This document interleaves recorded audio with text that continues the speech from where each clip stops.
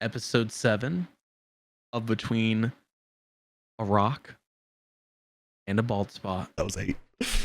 This kid's stupid. Damn, this kid is stupid. Episode 7 of Between a Rock and a Bald Spot. Yeah. What's up, Rocco? I mean, just water troubles. Yeah, just leaking all over the place. Today is Mother's Day, so happy Mother's Day to all those mothers. I guess it won't be Mother's Day anymore when you guys watch this, but maybe for next year or something. True. Yeah. Dude, so have you ever heard the conspiracy? You had to have heard this. You ever heard the conspiracy theory that the government was making like underground tunnels in cities for like the elite in the event of an apocalypse or something like that, or like a world disaster? You've heard that theory, right? Like that's like one of the bigger ones. I've heard about the mole people, the lizard people, or the tunnel Jews. Yeah, honestly, they're all the same, all the same conspiracy theory. Oh, great. Well, so, I think the tunnel Jews is a real thing. True. So a former U.S. Department of Housing and Urban Development official, is making claims that this is actually true. Not the lizard people, but that the government is creating, well, technically has created, a underground city and underground like tunnels. Evidently it's spanning into the ocean, and it's it's a huge development that they have under the ocean. It's under everything, basically. Like I don't know if she stated exactly where it's at. But it's more than 170 underground and undersea facilities connected by hidden transit infrastructure. Hell yeah, it's sea level. So here's my thing. I want to do some more research into her specifically, because she was just an assistant secretary of housing and urban development for housing under good old George H.W. Oh yeah. Just from 89 to 90. So like literally a year. Who is this? Her name is Catherine Austin Fitz, and she was an assistant secretary of housing and urban development for housing under HW. So, I don't know. She was on Tucker Carlson's podcast. That's where she made this claim. She'd be writing hella books too. Unless there's 2 of them. Oh no, it's the same lady. I was gonna say, I'm sure it's just the one. So her claim also is that the government spent $21 trillion building this underground network as well, which, big if true. The government obviously has not responded to the assertions, as I'm sure they probably will not. How many dollars in debt are we? Yes. How many trillions? Probably 21 trillion if I had to guess. U.S. debt deficit. What are we at? 36 trillion. Okay, so maybe we're actually only 15 trillion in debt. Yes, some lines are starting to add up. Yeah. Obviously, like, it hasn't been proven, but I feel like this is the closest to a proven statement that this conspiracy theory's ever been at. Yeah, this is like one of the bigger ones I've always heard. And also, I don't even know if it's really that much of a conspiracy theory. I feel like that just makes sense. Like, the government doing that, it's almost kind of like well, I guess that wasn't secretive, but think like Fallout, like the Fallout games. Like Vault Tech built Fallout shelters, and they were obviously all tests, and like each bunker had its own independent test. But spoilers for the show, one of the bunkers was for the elite. So I mean, it kind of just makes sense. It just works. I don't even know. Yeah, like it. You take rich people. You take rich people that don't want to die, even in an apocalypse. I feel like them spending their money well, in this case, it's spending our money, but spending our money to build themselves a network. It's so that way they can survive. But they're rich. Exactly. Yeah. Maybe that's what Elon made Boring Company for, dude. He's looking for them. Holy shit. Dude, imagine. Yeah, he's hunting them. He's like, dude. So, something I want to say about her that I just looked her up. Did you see where her education is from? Her listed schools are the Chinese University of Hong Kong, Wharton School, and University of Pennsylvania. And probably to no one's surprise, she's a Republican. Shout out, she is a fucking Chinese spy. A Chinese Republican spy. Shout out. So I don't know. It's one of those things that, like, I wonder if we should take her at her word. She's 74. She could be senile, right? And she's been writing hella books, so I don't know what her books are about. I don't even know if these are fiction or non-fiction or whatever. Yeah, it sucks that she's that old, because, like, if she ended up being killed pretty soon, it would obviously look even more true. But her being that old, if she dies, it's not gonna look that suspicious. Like 40-year-olds don't die that often. But you said she's how old? 70 what? 74, I think it said. 74-year-olds die all the time, quite frequently. So that wouldn't be that crazy if she ended up dying. Yeah. I don't know. She might John McAfee herself. Exactly. Yeah. Several times in the back of the head. Exactly. Or she's just fucking high as fuck, had a dream or something. That's true. Her sleep paralysis demon was telling her about the secret tunnels, the Jewish tunnels. Yeah, she's 74 and she is an American investment banker. That's interesting. Yeah, I don't know. When did she make this claim? That's something I want to know. Like, have we been sitting on this information for a little bit now, or has she been sitting on it for a little while? Did she just say it? Was it said like 5 years ago?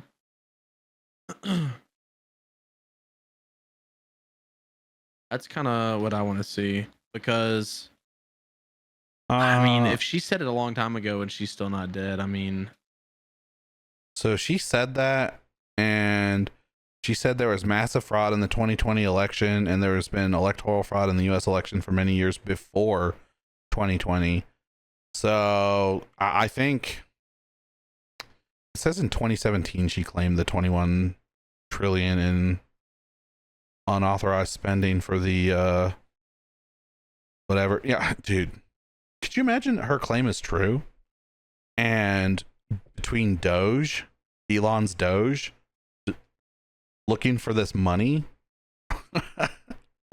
and Boring Company looking for the actual tunnels, he proves that she's right.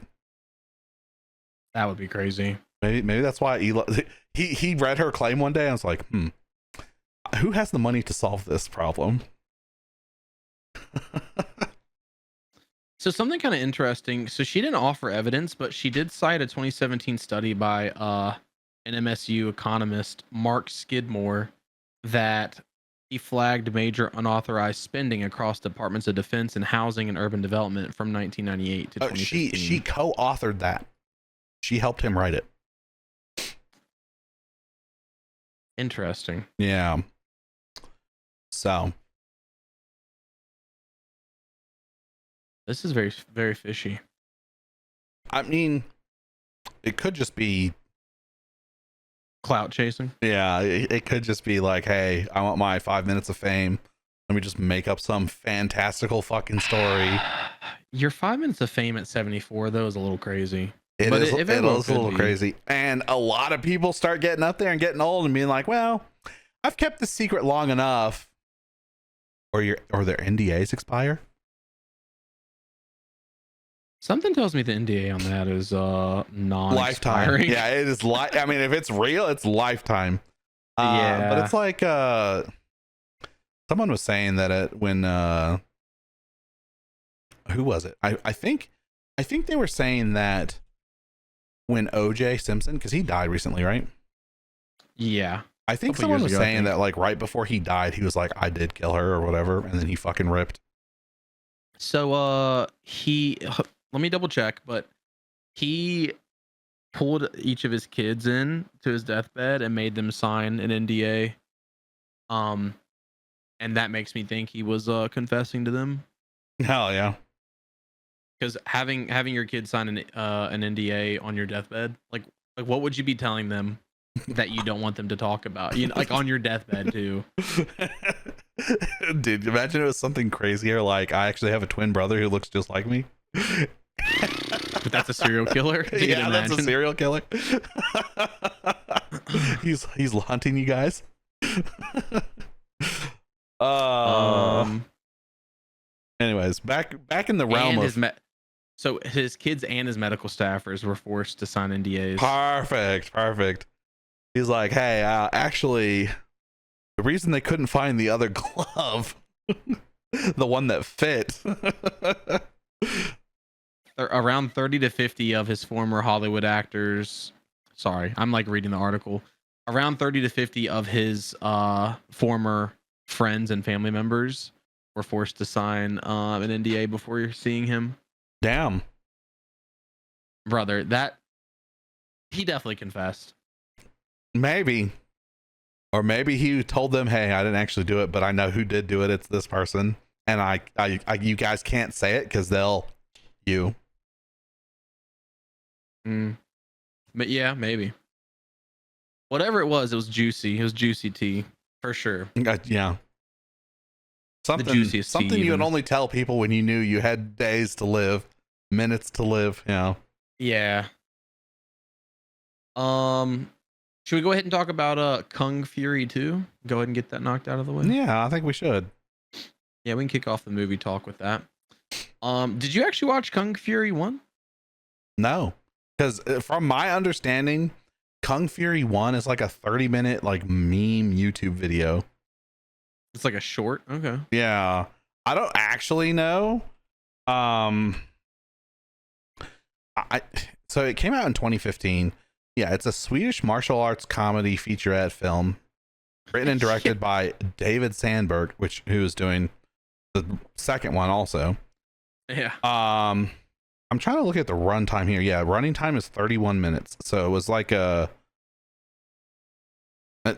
short, I don't know.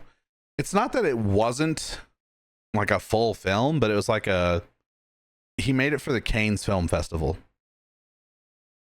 So it was like, okay. It's not like a full feature length film or whatever. And for those of you who don't know, the plot is sometime in the early 1980s, Miami-Dade Police Department detective Kung Fury, okay, the dude's name is Kung Fury, and his partner Dragon apprehend a red ninja in a back alley, okay, and then yada yada yada. Basically, there's some stuff that goes on with some robots like a few years later, and then Adolf Hitler, of all people, is the best villain ever in a 1980s police kung fu action movie. Adolf Hitler, named Kung Fuhrer. That's right, Kung Fuhrer. Enters the timeline and he starts gunning people down, and so they send Kung Fury back in time to kill Hitler in Nazi Germany, and then a glitch happens and he ends up going back into the Viking age and fighting fucking Thor, or hanging out with Thor. I don't know. The movie is all over the place. There's like fucking dinosaurs. All this is within 30 minutes. Yeah, so there's dinosaurs, there's ninjas, there's fucking Hitler and Nazis and fucking Norse mythology. Yeah, it's kind of all over the place. It's a little wild, a little like crazy. What you just explained is at least fucking 2 hours worth of fucking plot development. Well, that's why they made a second one, a sequel. So I think it should end up being a threequel. they're calling it Trilogy. they're calling it Kung Fury 2, but from my understanding, it is a sequel, but it's also like a reboot. Yeah, is it gonna cover the stuff that happened in Kung Fury 1, I wonder? I maybe briefly. There's at least throwbacks to it. But I mean, it would only take up 30 minutes of the fucking story. they've got some huge names on this project, not product. Well, I mean, it is a product, but on this project, just to throw some out there, we got David Hasselhoff, we got Michael Fassbender, and we got Arnold. Why did I think David Schwarzenegger. Hasselhoff died? I don't know. I mean, he could have died. So here's the thing: they started filming in 2019. I think they said they started in like May or something, and they were done filming by September. So they filmed the whole movie in like 6 months. But so he's been working on this film since 2015, which is when the first one came out. That's David Sandberg who's been working on it. And so it came out, or I mean, they finished filming, right? And then it's kind of just been, so they got sued at some point by someone. By who? Who would sue them? Oh, there was a copyright issue of some sort. I'm trying to find where I was looking at that. But the, Certainly this guy didn't steal any ideas. If this dude, hold on. this sounds like some shit I would have dreamed up in elementary school, like when I was bored, just wanting to fucking like draw a comic or some shit like that. Like Dude, that's what this sounds like. It does sound like that. Okay. So it says, despite being completed, so they finished the movie, they finished filming, they finished everything. It says, filming was, okay, so filming began in July 29th, 2019, and was finished by September 25th. It wasn't even, it was like not even a 2 full months. It was like 2 months, 3 months. In September 2020, post-production was halted over a lawsuit with investors. So that's who sued them. It was the investors. They showed the movie off, and those kids were like, "What the fuck did you? What are you doing with our money?" Here's the funny thing: the first one was crowdfunded. So it says the film was crowdfunded through Kickstarter, started in 2014, and the pledges reached $630,000, which the target goal was $200,000 to produce the first film. Okay. And so That's crazy. Who are the investors for the second one is what I want to know. I haven't found anything about that. So who are these investors that suit them? Is it Kickstarter again? Like, did someone pick up the film and was like, all right, this was funny, we're going to make it a full feature-length film? I have no idea. But to have some big names in there, like, I don't know. And they've got like a bunch of companies. They've got Be Real, Laser Unicorns, Argent Pictures, Creasun Entertainment, Hammerstone Studios, which I think Hammerstone is where the issues are coming from. Argent Pictures, Occupant Entertainment, Cat Smith Productions, and New Boyana Film Studios.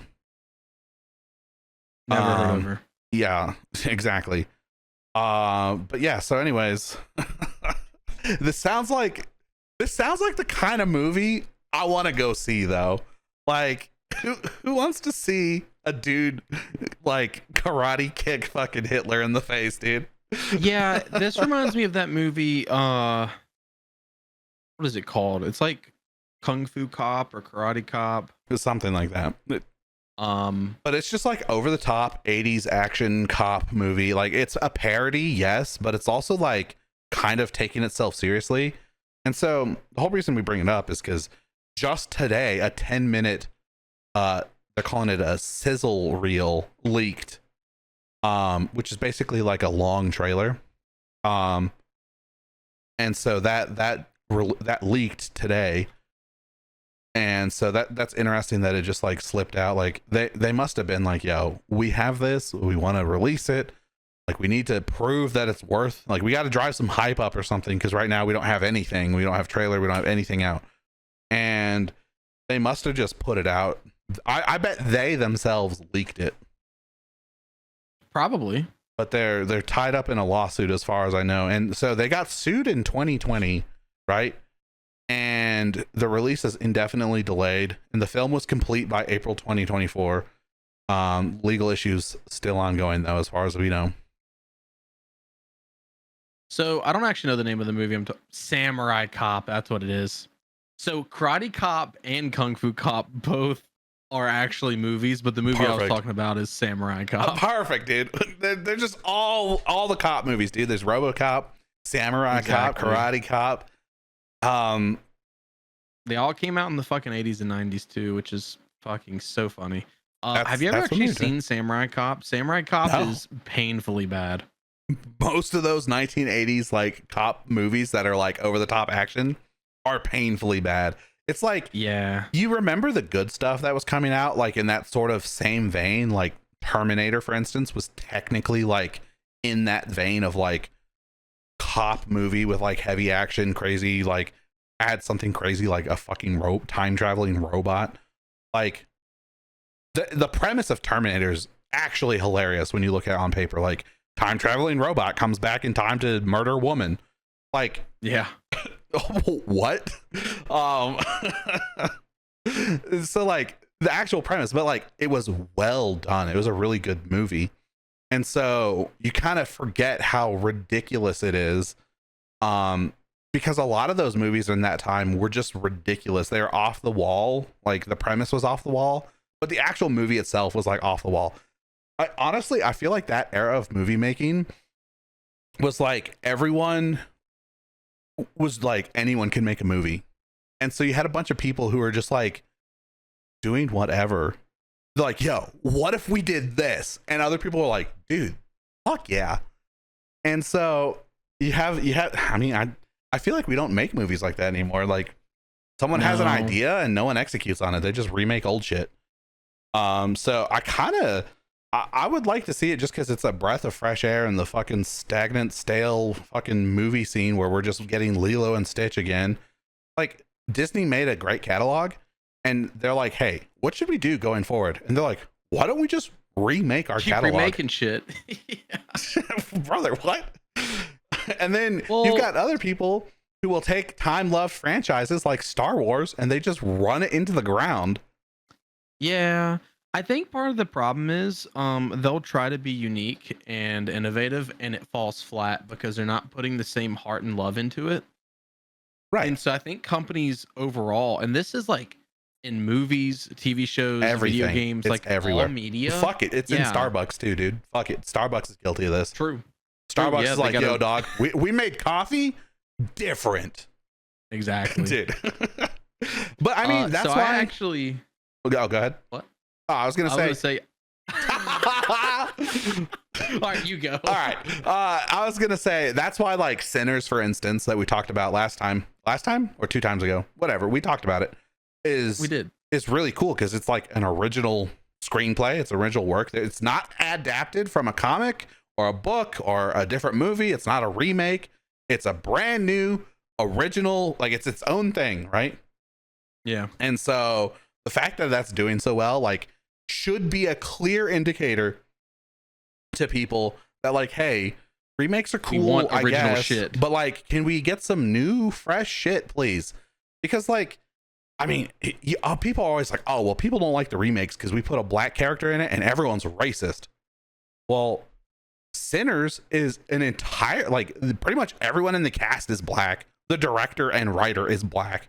Like, and it's doing phenomenally. It's not that people don't like black people. It's that we don't want you changing characters that already exist into black people. Make new, original, brand new black people that are awesome characters. And that's what they did.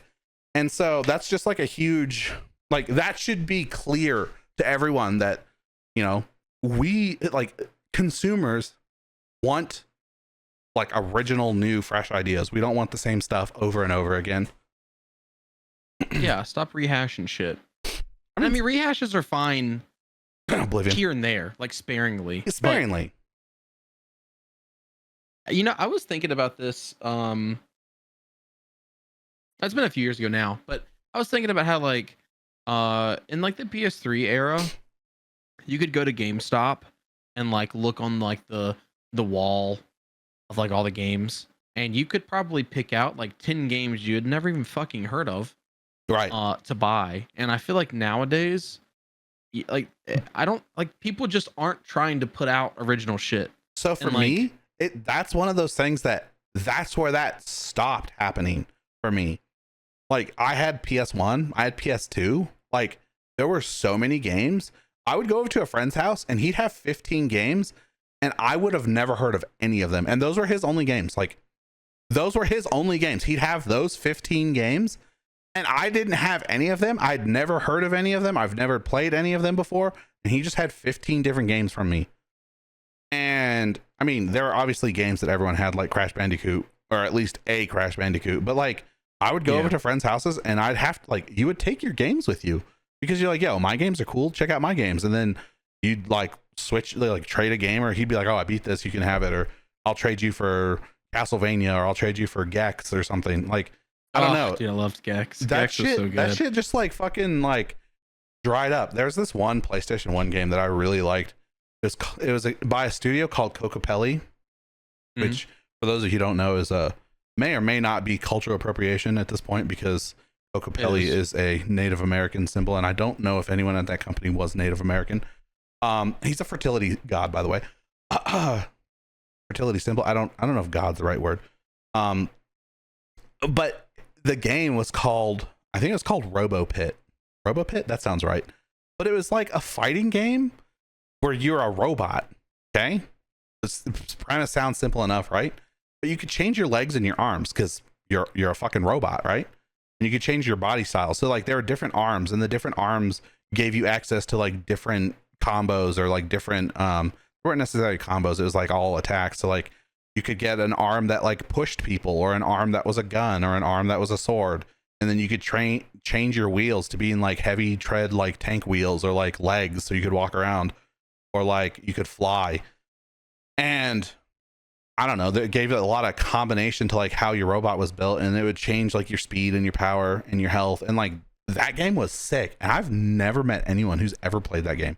I've never even met anyone who's heard of that game ever.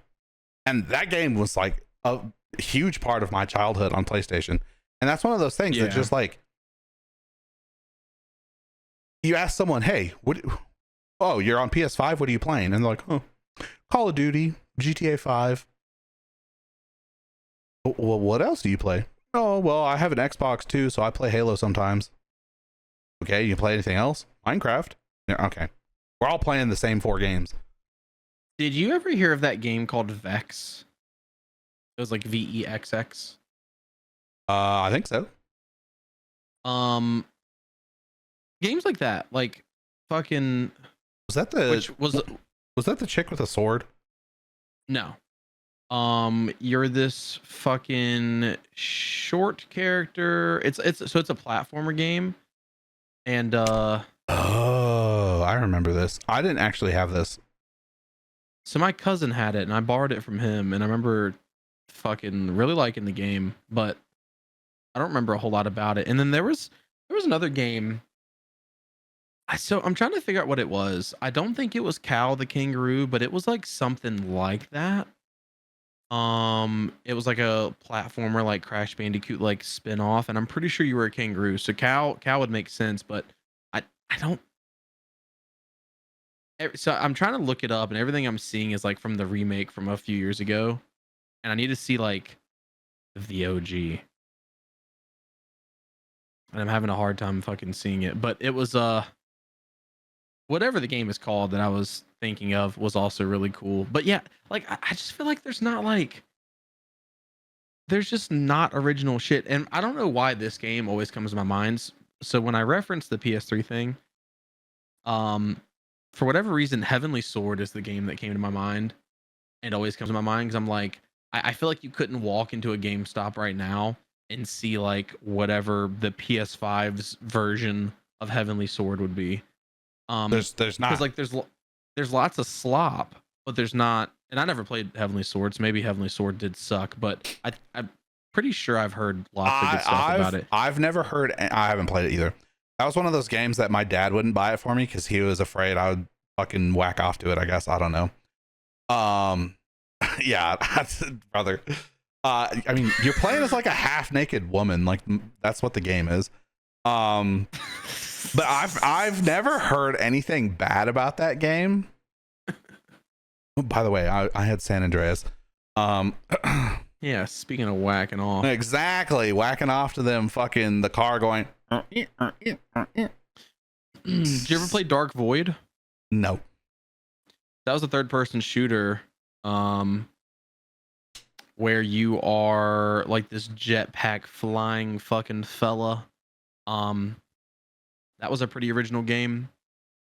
Yeah, I don't know. I just feel like I feel like there's no like heart and soul in these games anymore. Like I feel like it's just all remake slop because they're not faithful that they can actually put out something original that isn't gonna absolutely bomb. What the frame rate? It's all framey. I don't know. There's like a lot of I don't know. There's a lot of remakes of games that like I'm glad they made remakes of, like Castlevania, Oblivion. I haven't gotten it yet, but I'm glad they remade the Soul Reaver games. I loved those games when I was growing up. Oh, I loved Soul Reaver too. I also haven't gotten it though. It just like came out at a weird time. I don't remember. It released not too long ago, but I was just like, I'm playing other stuff. I don't have time. I'll get on a sale or something, or when it's free on Epic.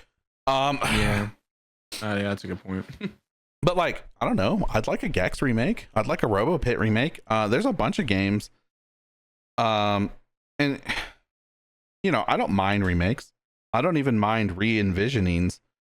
But like, they have to be done well, and so that's not just games either. That's like everything. Like if you do a TV show or you do a book, or that's why I'm hesitant to see how the Harry Potter show is going to be, because I'm already like, okay, well, you've made some interesting casting choices.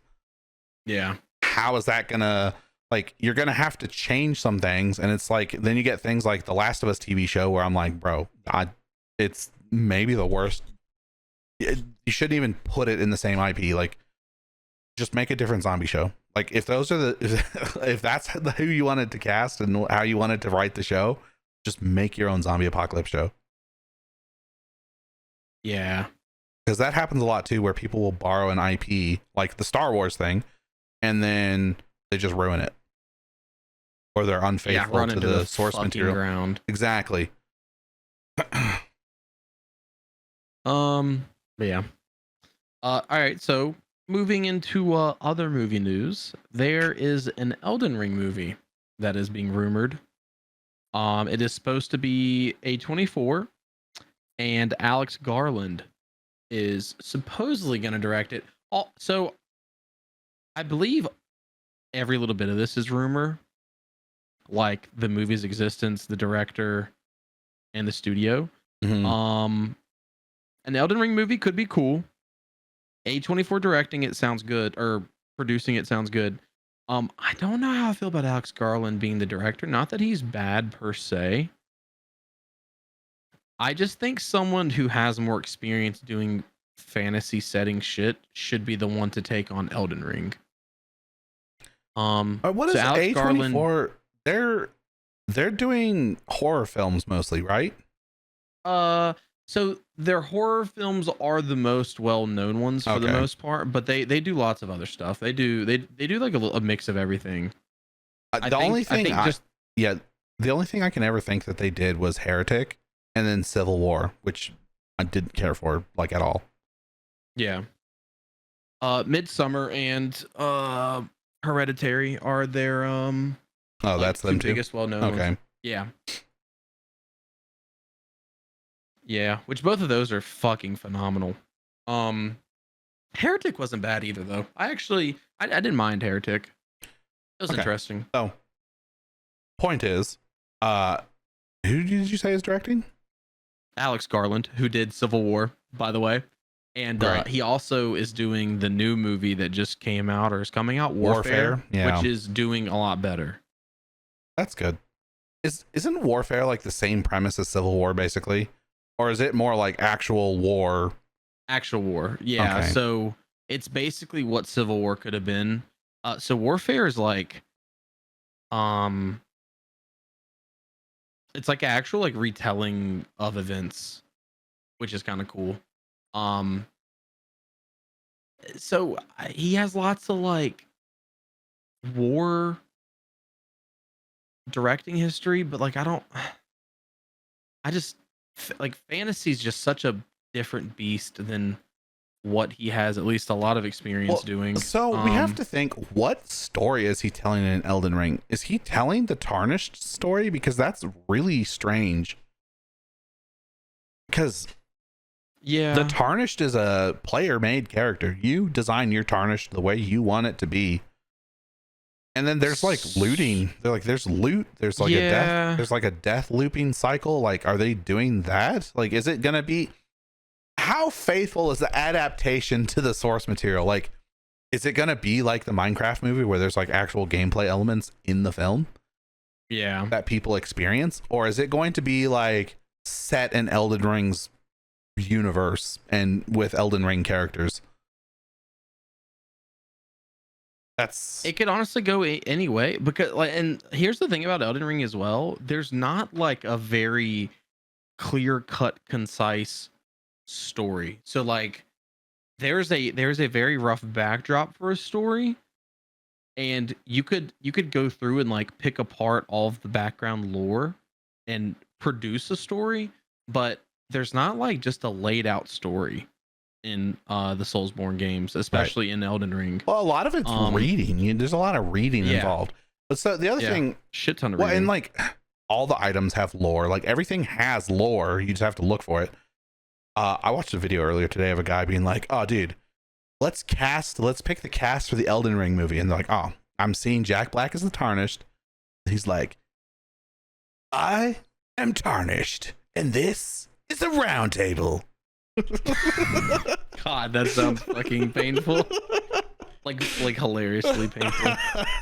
So, all right, I will say, so Alex Garland was also the writer and director for Annihilation and Ex Machina. Annihilation, not bad. Ex Machina, fucking phenomenal. So he can at least do sci-fi. But it's fantasy.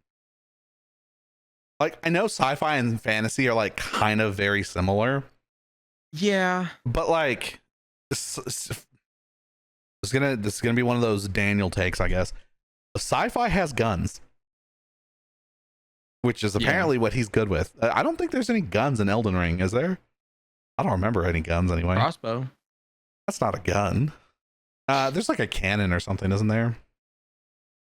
Yeah. There's no like I never got rifle that, though or anything. Yeah, no, not to my knowledge. I don't know. It's interesting. It's interesting that an American studio of all things is doing it, because they're pretty much American, are they not? I don't actually know what A24 is kind of like all over the place. Let me look at So I don't actually know. because yeah, they're based out of New York. Okay. So I mean, they're American, I guess. Yeah. The reason I was also wondering is because Will Poulter, is that how you say his name? Poulter? Yeah, I think so. He's in Warfare or whatever. And he's British, I think. Yeah, I think so. But I don't know what his character in Warfare is. Like, maybe he is playing like a British or a Canadian guy or something. Yeah, English actor. Yeah, people also ask, does Will Poulter have a disability?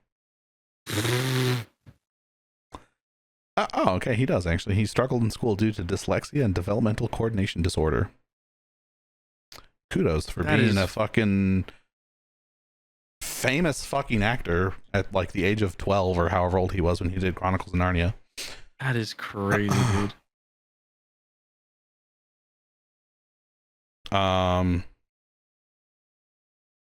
He's been in a couple of their movies actually. He was in Death of a Unicorn too. Oh, that just came out. I want to watch that. They had a really cool like special edition lava lamp you could get that was a fucking unicorn horn, and I really thought about getting that, but it's like $100 or something like that. So I was like, I do was I looking really want to get that? I was looking at the movies and I didn't see Guardians of the Galaxy Volume 3 and I was like, what the fuck? He was definitely in that because I saw him and I was like, that's the dude from fucking what you Yeah. call, oh, he was in Midsummer too, actually. Yes, he was. Damn, And I the forgot about Underground that. Railroad. Holy shit, dude. And Dope Sick. He was in all kinds of their fucking productions. Some of those are TV shows. Damn. Yeah, this shit's $125. What is? The unicorn horn lava lamp. I'm gonna send it to you though. Oh, It yeah, looks yeah. cool. Looks like a dildo. Looks like it's It ribbed for her pleasure it or pain, actually. does. It fucking does. It looks like it might be ribbed for her pain, actually. Yeah, for her displeasure. Yeah. It's mostly just the top part where it looks like it's kind of sharp. Not like the point, but like the edge at the top. I guess we could show this on screen. Shout out edging. Yeah, true. Just so y'all can say it's got a flared end. So, you know, we're in good company or whatever. There you go. That's what it looks like.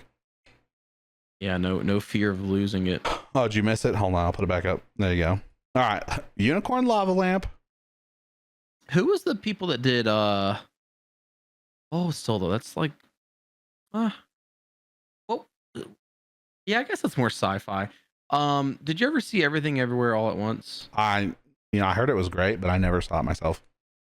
It is actually very good. But that being like a multiverse traversal movie, I don't think that really counts as like it's probably not fantasy, more so like sci-fi. Yeah. But the directors of that would probably do a good job on an Elden Ring movie. I don't know. I mean, they have a lot of stories. Maybe it's about post tarnished.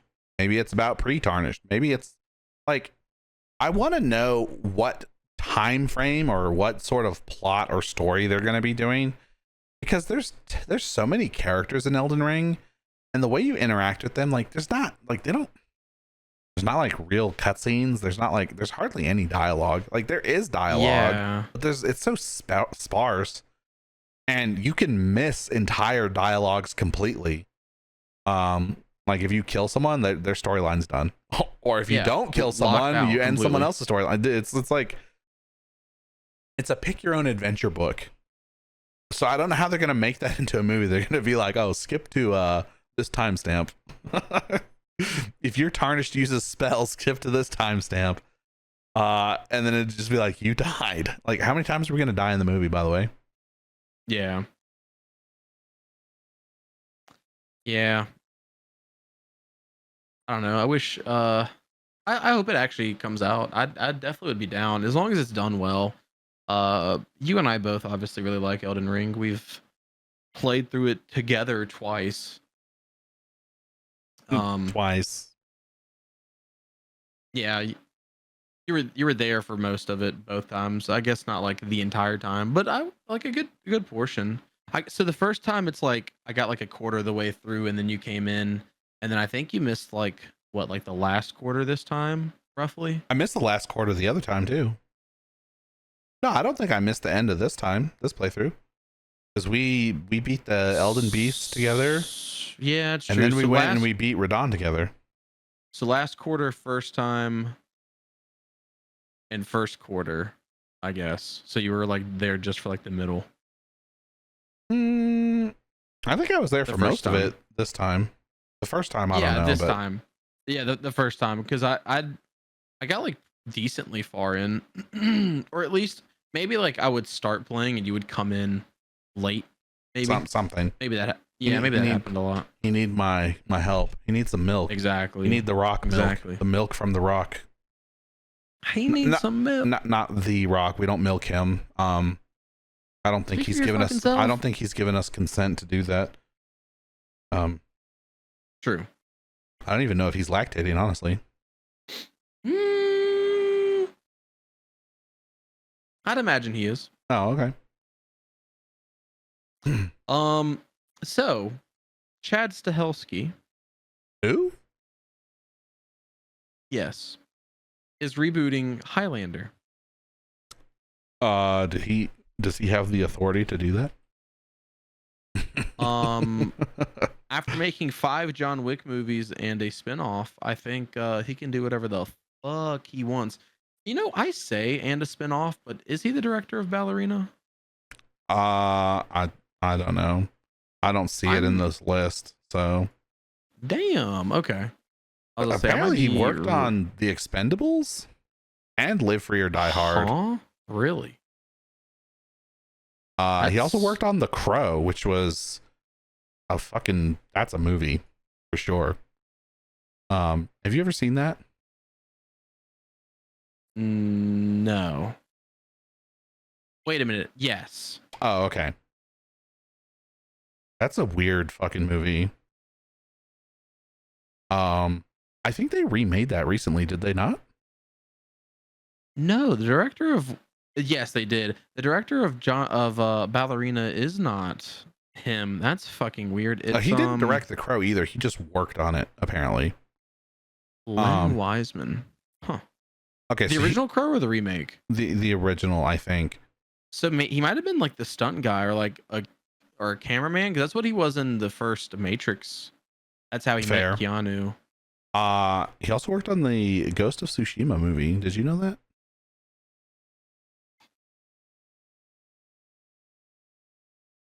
No. Did I know there was a movie coming out?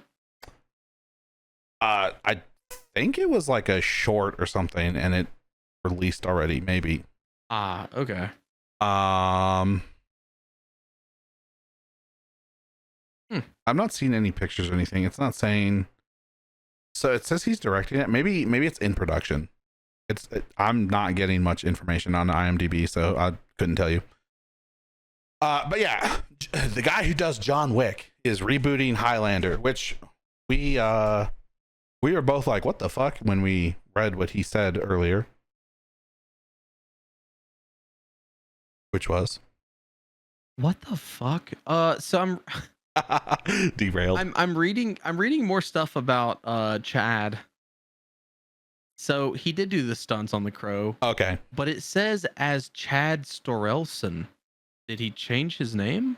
Maybe Storelson was too hard to say or Storelson, something. too hard to say. So let's change it to Stahelski. Stahelski, yeah, exactly. Maybe he got married.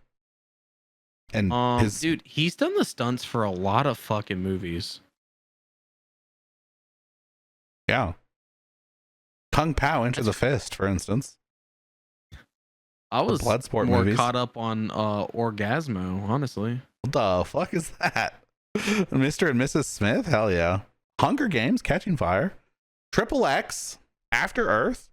There's a lot of crazy movies in here. You want to know? Holy shit, dude. So this is a Trey Parker and Matt Stone movie. That I've never even heard of this. So it's called Orgasmo. It came out in 97. The fucking synopsis says naive young Mormon Joe Young is recruited to act in porn movies, and he did the stunts. That is fucking hilarious. Ah, yeah, dude. Oh man. So, but yeah, Highlander. Yeah. So it's really weird because you and I both have like the same recollection of what we have seen of Highlander, right? And I didn't realize there was like a modern day aspect to Highlander because I was so young when I watched it. Same. Well, I was older than you though. I had to be. True. But like all I remember is like him fighting the dude in the Scottish Highlands, right? Like that's all I can remember is that that scene. And so like in my head, like the whole movie took place right there, right? No. Apparently not. Apparently it took place in New York also. In 1980s New York. And the Highlander is a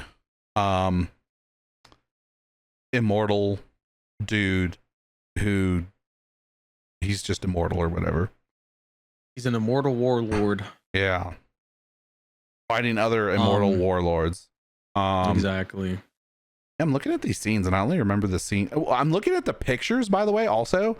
And there's one picture of him standing in front of like some sort of old ass like 1980s car. It's probably, that car looks like it's from like the 70s, honestly. And he has a fucking sword, which looks like a katana, honestly, but I think it's more like some weird, maybe it is a katana, I don't know. But he's holding some katana-esque looking Chinese sword or something. And the only other scene is him in the Scottish Highlands with the guy in the red suit that's like the other guy he was fighting. And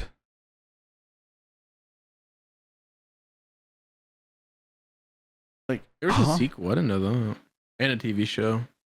brother, I don't even like, so we were both thinking that like it only took place in like 1586 or whenever that was supposed to be.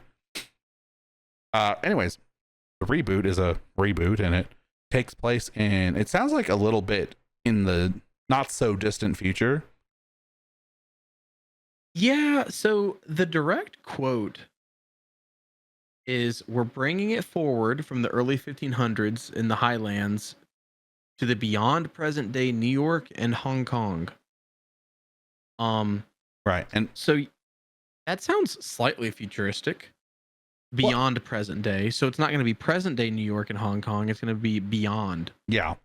Well, and so my thing is when I originally read that, to me that sounded like, hey, we're not doing 1500 at all. We're updating it from the 1500s to now and a little bit in the future. But I think what he actually meant is it's going to take place in both time periods like the first one. Yeah. So that threw us for a fucking loop when we first read it. Yeah, it really did, because we were just stupid, I guess. We need to go back and watch this, I guess, because there's not even photos of them being in New York. And so maybe most of the movie takes place in the past and there's like a scene or something in New York. And I was reading the synopsis for the movie again because I was like, what the fuck? I don't even remember them being like in the future. Like if you look at the actual like cover art for the original film, New York is like in the background and he's wearing like modern clothes. I mean, modern being 1980s clothes. And so I was reading the synopsis, and so it says it's a fantasy action adventure directed by Russell Macaulay or Mulcahy. I don't know how to say his name. Basically Connor McLeod. I don't know how to say his name either because it's Scottish. He goes to the 16th century after being mortally wounded in battle. He makes a seemingly miraculous recovery and is banished from his village under suspicion of witchcraft. And then 5 years later, he's found, blah, blah, blah, blah, blah. And then it says in 1985, the gathering is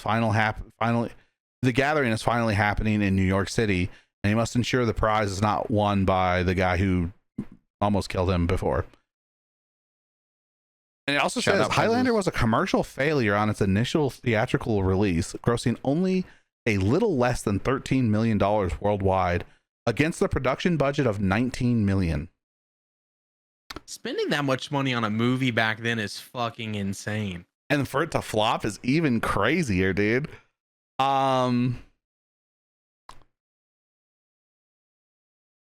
That's fucking crazy. Yeah, so I don't know. It's become sort of a cult classic, and I guess it has, I mean, someone liked it enough that they want to reboot it. Yeah.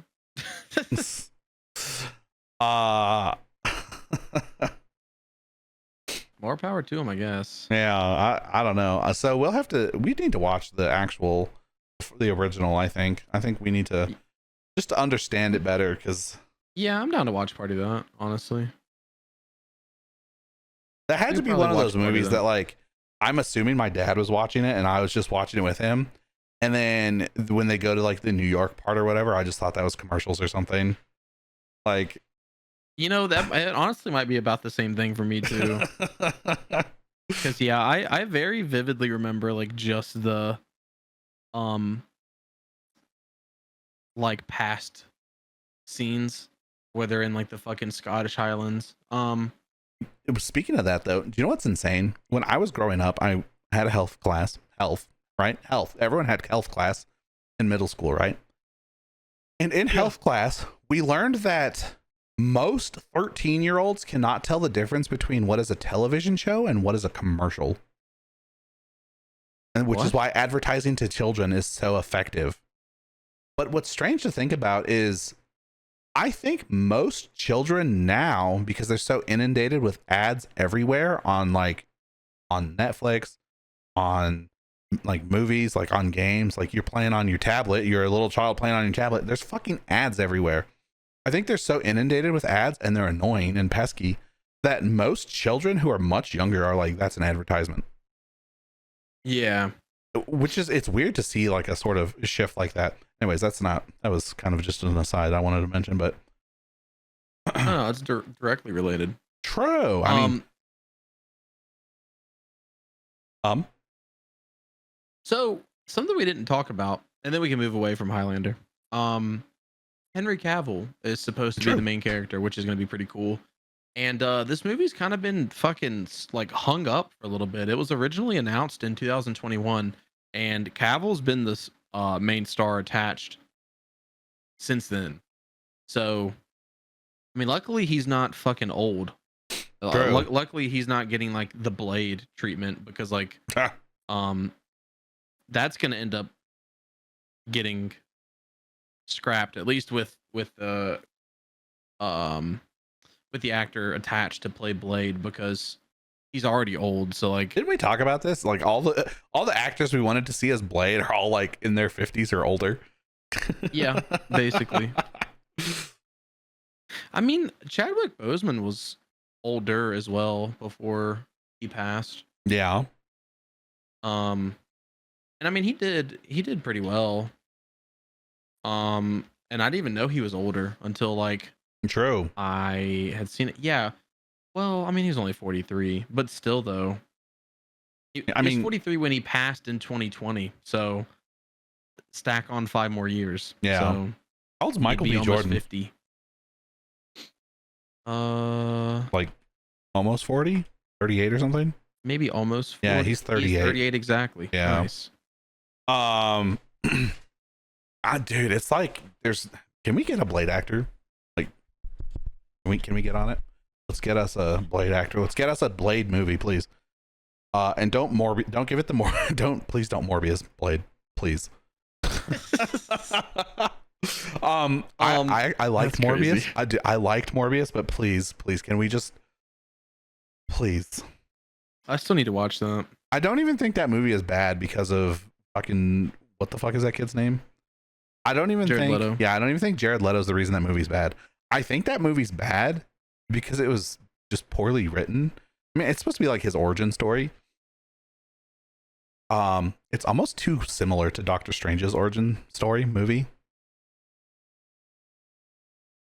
Almost. So here's the issue, and I'm trying to think. Does Marvel have a popular like villain? Or did DC do a good? No, I mean, no, not really. Like the first Joker was pretty well received. So I'm trying to think, because like they did this with Venom, they did it with Morbius, and they did it with what's the fucking hunter guy? Craven. Where they're taking villains and trying to make them anti-heroes. I would call Venom actually an anti-hero. Well, I guess depending on the storyline. They took an anti-hero, Deadpool, and kind of made him into a hero. Not like true. Not in the traditional sense, but like he's technically a hero. He just is morally ambiguous. Yeah, I guess that's fair. But yeah, I don't know. No, I don't think Marvel has a good.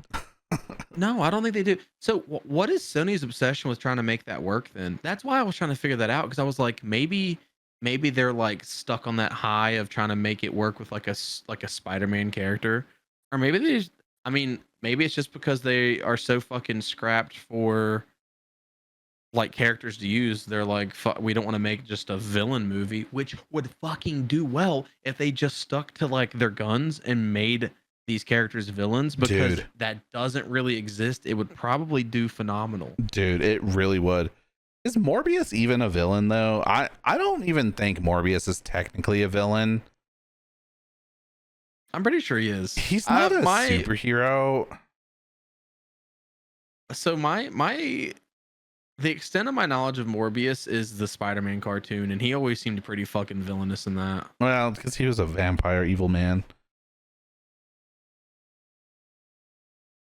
Morbius, a villain or hero?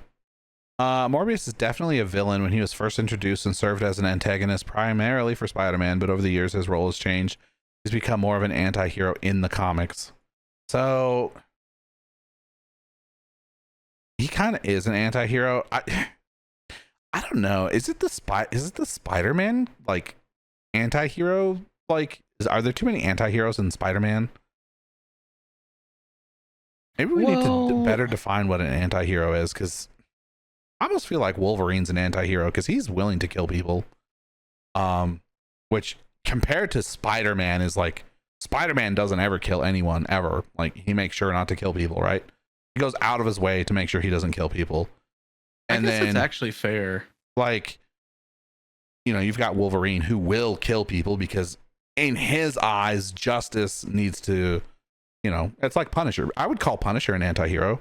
And Punisher is, I mean, I guess there's not a Punisher film currently that they've put in the MCU. Punisher but just straight up is, yeah, well, Punisher just straight up is an anti-hero. I don't even think that's like ambiguous. Right, but I'm saying like they've made it, I mean, it's not Sony, but like Marvel has made it work. So I guess Sony's just trying to milk they paid for Spider-Man, they're just trying to milk it, I think. Yeah, I guess so. I don't know. That's an interesting take that they're trying to push that. But yeah, can we get a good Blade movie, please? I would kill for a good Blade movie. I want a Spawn movie. Can we get another Spawn movie? Yo, same. I really liked the Spawn movie that came out in like the fucking, what was it, the 90s? Yeah. And then we could have like a Blade Spawn crossover movie or something. Like, that'd be sick. it'd be like let's build the Blade and Spawn like vampire MCU. Oh wow, that came out in 97. That's crazy. Oh, okay. So I don't want to talk about this too long.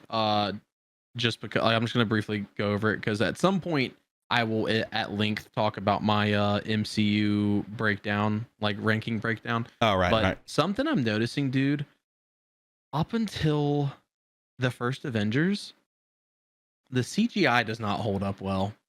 And it's weird because there is a fucking crazy jump once you get to the first Avengers movie. Not only is there a crazy jump, but like, I think in the first Avengers, Hulk looks better than he does in some of the later films. You'll understand what I'm talking about when you get there. Okay.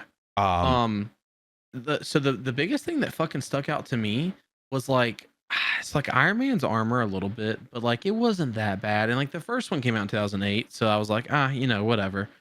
But let's see. Like in Captain America, Red Skull, his face just was like jarringly CGI, and like there was a couple like action scenes where like Cap goes to blow up like the humongous tank. And like there's just a couple of scenes where I was like, oh god, that CGI like is really sticking out. And it's so crazy to me because up until like the most recent phase, between like phase 2 to like the most recent phase, everyone talked about how good the CGI was, including myself. Like Marvel was kind of like the standard, like the gold standard for like CGI in your movies. And it's been so long since I've watched phase 1 Big that CGI I just guy, huh? assumed exactly. It had been a long time since I've seen phase 1 that I just assumed phase 1 still, or I guess also just had really good CGI. And let me fucking tell you, it wasn't painfully bad. Like it wasn't Scorpion King bad, but and what was crazy to me too was like when does Thor 1 come out? Because Avengers 1 came 2010, out. I think. So I think Avengers they came out in dropped the same year. 2011. Oh, okay. Um, They and were. what's crazy to I don't me think is they're that like far.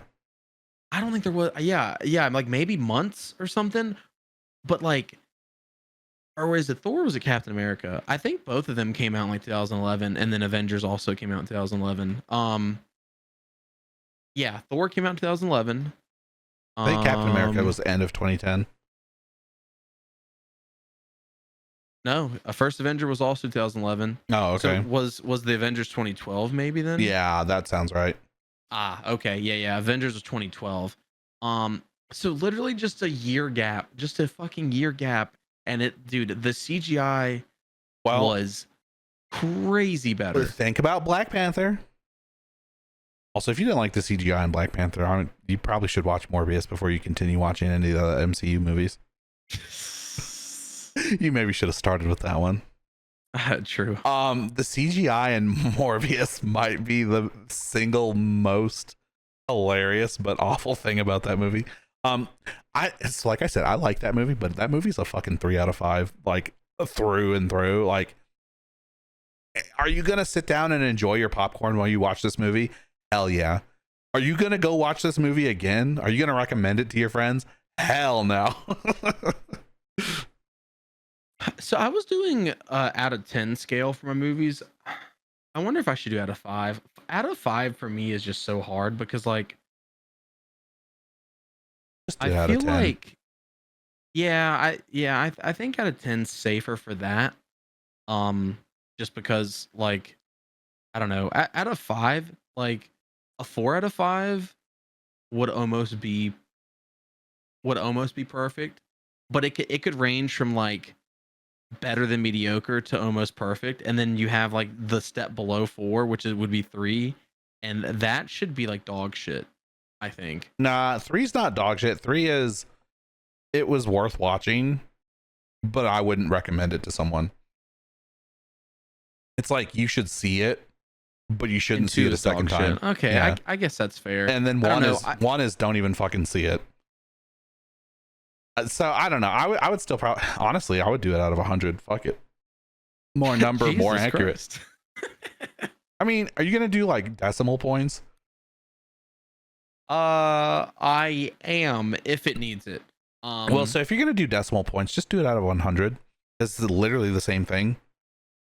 So like an 8.7 is literally just an 87 out of 100. Yeah. I would just do it out of 100. I mean, I don't know. Are you going to be rating the films against each other, or are you going to be rating the films as films on their own? As films on their own, but I think I might use another movie as a standard, essentially, if that makes sense. I'm not gonna pit.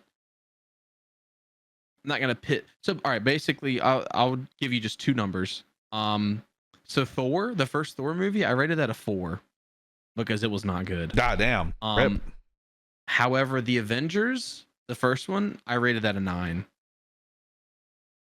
Thor at 4 is kind of crazy. Nah, dude, the first Thor movie was fucking terrible. Damn, I like that movie. Ah, dude, the supporting, like Natalie Portman's character and her friends did not give a fuck about them. So stupid. You get Thor getting cast out and whatever character arc, he gets cast out and he's getting beaten up by fucking shield agents. Dude, he has And no also powers. getting tased. Yeah, he's without. Stupid. I mean, he's unworthy at that point. He's basically just a human. I mean, technically, he's Stupid. basically just an Asgardian, which should be infinitely stronger than humans. But I don't know.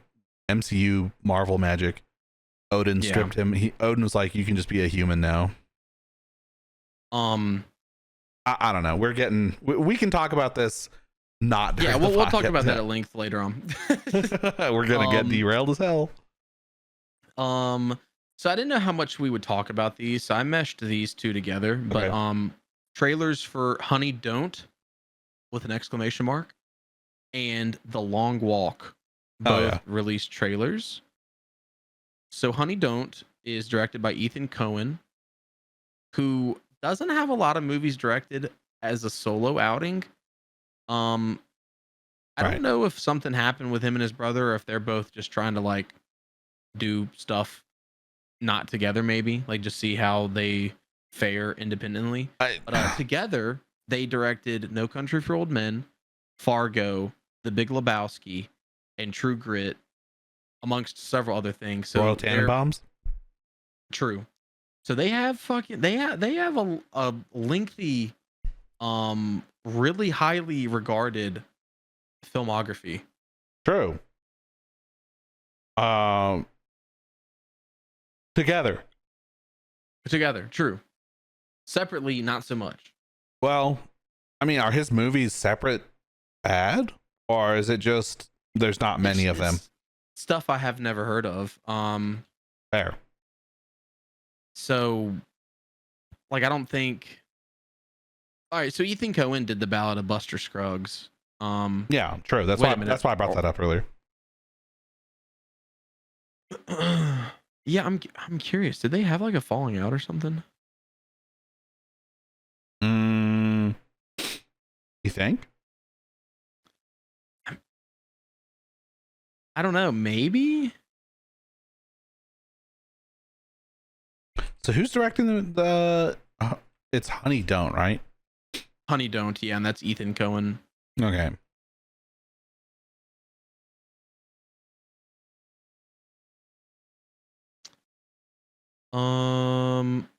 He's a producer for Buster Scruggs. Was he also director? Oh yes, he was. Okay. So it looks like Ethan wanted to step away Oh, from filmmaking and focus on other projects, and so Joel went on to solo direct. Joel Cohen apparently directed The Tragedy of Macbeth. holy shit, dude! I fucking hate Macbeth. So they are working on a project together, apparently. Okay. Can I just say about Macbeth that I read that in 6th grade and 7th grade and 8th grade and 11th grade. Well, I kind of got out of it in 11th grade, which by the way, 6th grade is too young to be reading Macbeth, I think. Not because the material is too mature for a 6th grader, but because there's so many fucking words in there I don't know what the fuck they mean. It's Shakespearean.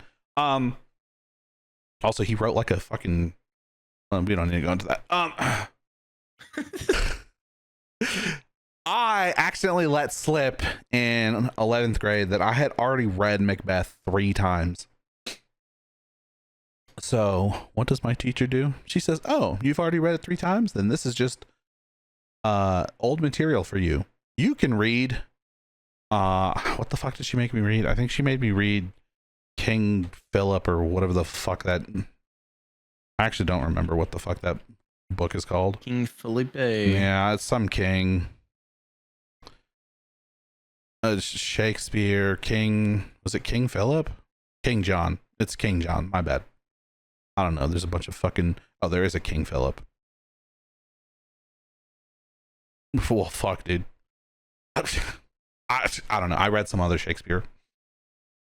And Unlikely. I instead of reading it, I literally just looked at the Sparks notes and fucking half-assed it through there because I was kind of pissed actually that I accidentally revealed that I had read Macbeth 3 times, and everyone's over here like, "Oh, dude, Macbeth is so cool. Like this movie's weird and like, or movie, this book is like whatever." And I was just like, "Okay, well, I could literally have not done any work, and now I have to do work because I accidentally told the teacher I've already read Macbeth 3 times." Because she's like, "All right, class, today we're gonna start reading Macbeth," and I was just like, "I already read that like 3 times." Rock's groaning in the background. Yeah, I was just like, "God damn it, I've read that before." And she's like, "Oh, you can read something different." Fuck, dude. Me and my dumbass mouth fucking making more. That was how my entire high school went. High school, middle school, basically all my school. I would say something and the teacher's like, "Oh, well, you know what we're doing, so you can do extra work on top of it." And it's like, what the fuck? Don't make me do extra work. I don't want to. That is so funny. Imagine Groundhog Day, but it's just you and reading Macbeth It day really, after day. dude, I don't even really remember the story. I mean, the basis is like Macbeth murders the king and then is like, I'm gonna be the new king, and his friend kind of figures out that he murdered the king, maybe, and then he murders him, and then all of a sudden he's just like fucking murdering everyone, and his wife is like, holy shit, we're fucking murderers, and she fucking jumps off the top of the castle and kills herself. And finally one of the dudes is like, well, okay, everyone who's in power who would be in line ahead of Macbeth has suddenly died, and all the people around Macbeth has suddenly died, and he's fine, so it's Macbeth. And then he challenges him and cuts his head off, yada yada. The interesting thing about Macbeth, though, is it's a play, right? And it's a very famous Shakespearean play for the fact that if you say Macbeth on set, not during the play, but while you're on set and you say Macbeth, bad shit allegedly happens to you. The play is haunted, and people die on the set of Macbeth frequently. Like anytime there's a Macbeth production, someone dies. That's kind of badass. Yeah, it's a fucking cursed play, dude. I don't know how valid that is. That's just what people say. Just as a caveat. Anyways, You're pretty valid. well, I'd hope I'm not invalid. So something kind of interesting. Chris Evans seems to be playing like a villain, He's a cult I leader. guess. In Honey Don't. Oh yeah, I mean, yeah, but villain's subjective, you know? One man's villain is another man's religious leader. He's you know? probably, from the trailer that I watched that Ninja Man sent me, it seemed like That's Chris pretty Evans shit. was more or less brainwashing and grooming teenage girls so he could bang them. That's what I got from it. As most cult leaders do. And that is what cult leaders tend to do. That is true. Which makes me have questions about Tom Cruise and whether or not Scientology is a cult. So this movie's looking like it's gonna be actually really interesting. I definitely want to watch this. Probably when it comes out. Aubrey Plaza is gonna be in it. Margaret Qualley, Chris Evans, like we just mentioned, Charlie Day, he's gonna be in it. And a few others that I've never heard of. Hell yeah. Lyra Bova, Talia Ryder, Billy Eichner. That name sounds familiar. Yeah, that's familiar. I don't know who the fuck is he? that is. He's a comedian, actor, screenwriter, and television show host. He was in the Mufasa movie and the Lion King movie, the remake or whatever. Yeah, and Bros. I was in Parks and Rec. That's where I know him from. Yeah, maybe that's what I know him from as well. He's in American Horror Story as well. No, just Damn. kidding. He's not even in the main cast in Parks and Rec, so I don't know. Yeah, the name sounds familiar. I've seen his name at least on things. Yeah, I've heard his name for sure. He was in the Angry Birds movie. Maybe that's what you know him from. He was Chef Pig. Hell yeah. Dude, I've never even seen that. Was that one of the first video game? No, it wasn't. There's Sonic movies and stuff. I was gonna say, was that one of the first video game adaptations into a movie? There's a Mario movie and whenever the fuck that was, so it couldn't have possibly been. It might be the first mobile game adapted into a movie. Yeah, exactly. I was gonna say, I mean, there was like Hitman movies and stuff as well, so like that definitely wasn't the first video game movie. Not even fucking dude. I don't even know if we should even mention that Mario movie. I've never seen it, but I do know that it was hot fucking dog shit. No, a question. Why don't we make any Tom Clancy movies? Like, not even based on the games, but based on the books.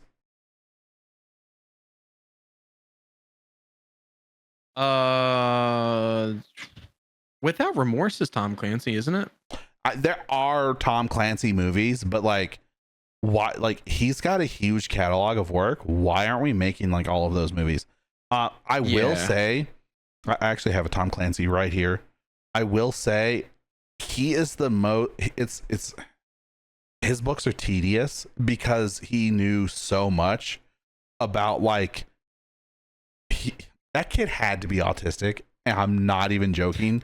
He has like autistic levels of detail about things that don't fucking matter at all.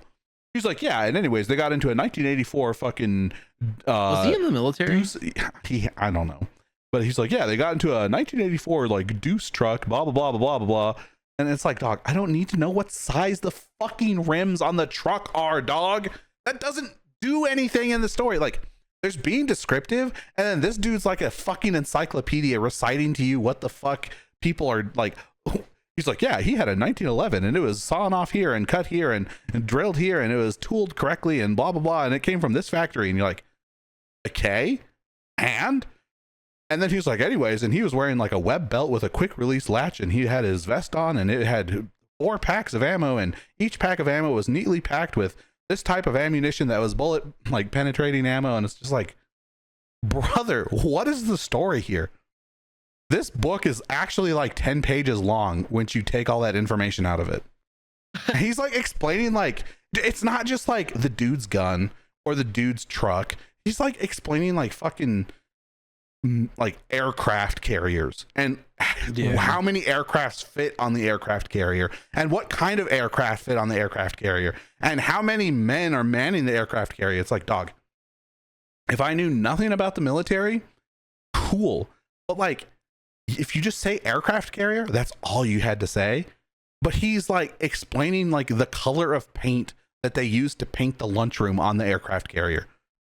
It's so tedious to read his work. Maybe that's why we're not making movies, because there's actually no substance to his books. It's just instruction manuals on what the fucking U.S. military uses. So he did not serve in the military. He did want to, though. Hell yeah. But he has poor eyesight, and that prevented him from doing so. Perfect. Yeah, I think so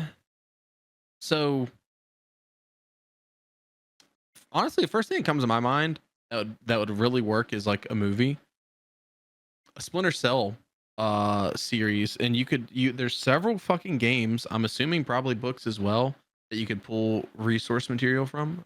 Yeah, I'd be down for that. That'd be cool. Or Rainbow Six would work well Ghost too. Recon. That'd be cool. Dude, like, just Ghost Recon. I mean, maybe they work as games better, but it's just like, take the IP, take like the rough story, don't put so much fucking detail in it, because that shit's annoying.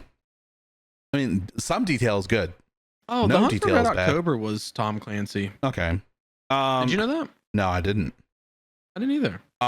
My thing is I think at some point he got like I think it was Tom Clancy. It might be someone else, but I'm pretty sure it's Tom Clancy got like a cease and desist because his book was too accurate to what the military was actually using.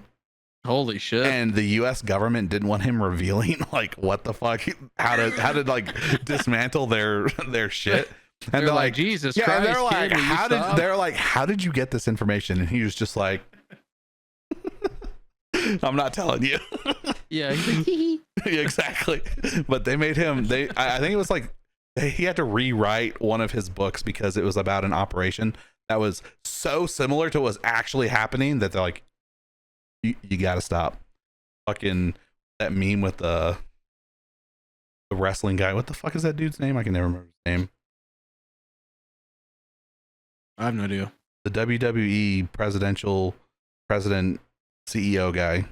Vince McMahon. Yeah, the one where he's like, oh. Actually, there's another book on my shelf. Let me see. So here's Tom Clancy, and then wait, Tom Clancy's actually up here. My bad. This is Nelson Tom DeMille. Anthony. Yeah. Clansology. I've got a couple Nelson DeMille books right here, and a couple of those are movies. I believe Up Country is a movie. I don't know. We're getting derailed, but What's Up Country? Exactly. Honey Don't is it? I mean, would you call it a cop movie? Yeah, probably. Margaret Qualley is playing a cop, as is Aubrey Plaza. I'm fairly certain. Oh, so one's a PI, like private investigator, and the other one is actually a police officer, I believe. It's It's a mystery thriller. Yeah, mystery thriller, and they're investigating a cult because there's a Because Chris Evans is fucking. teenagers. Typical Chris Is that Evans specifically activities. what he's doing? I don't know. That's the kind of what was implied in the trailer. Okay. Maybe he didn't think she was a teenager, and then he found out she was, and he fucking her so he wouldn't have to get in trouble for that. I don't know. Maybe. And then The Long Walk we didn't even talk about at all. We haven't even mentioned it. Yeah, not yet, but we're going to. True. Like The Long Dark. Walk? No.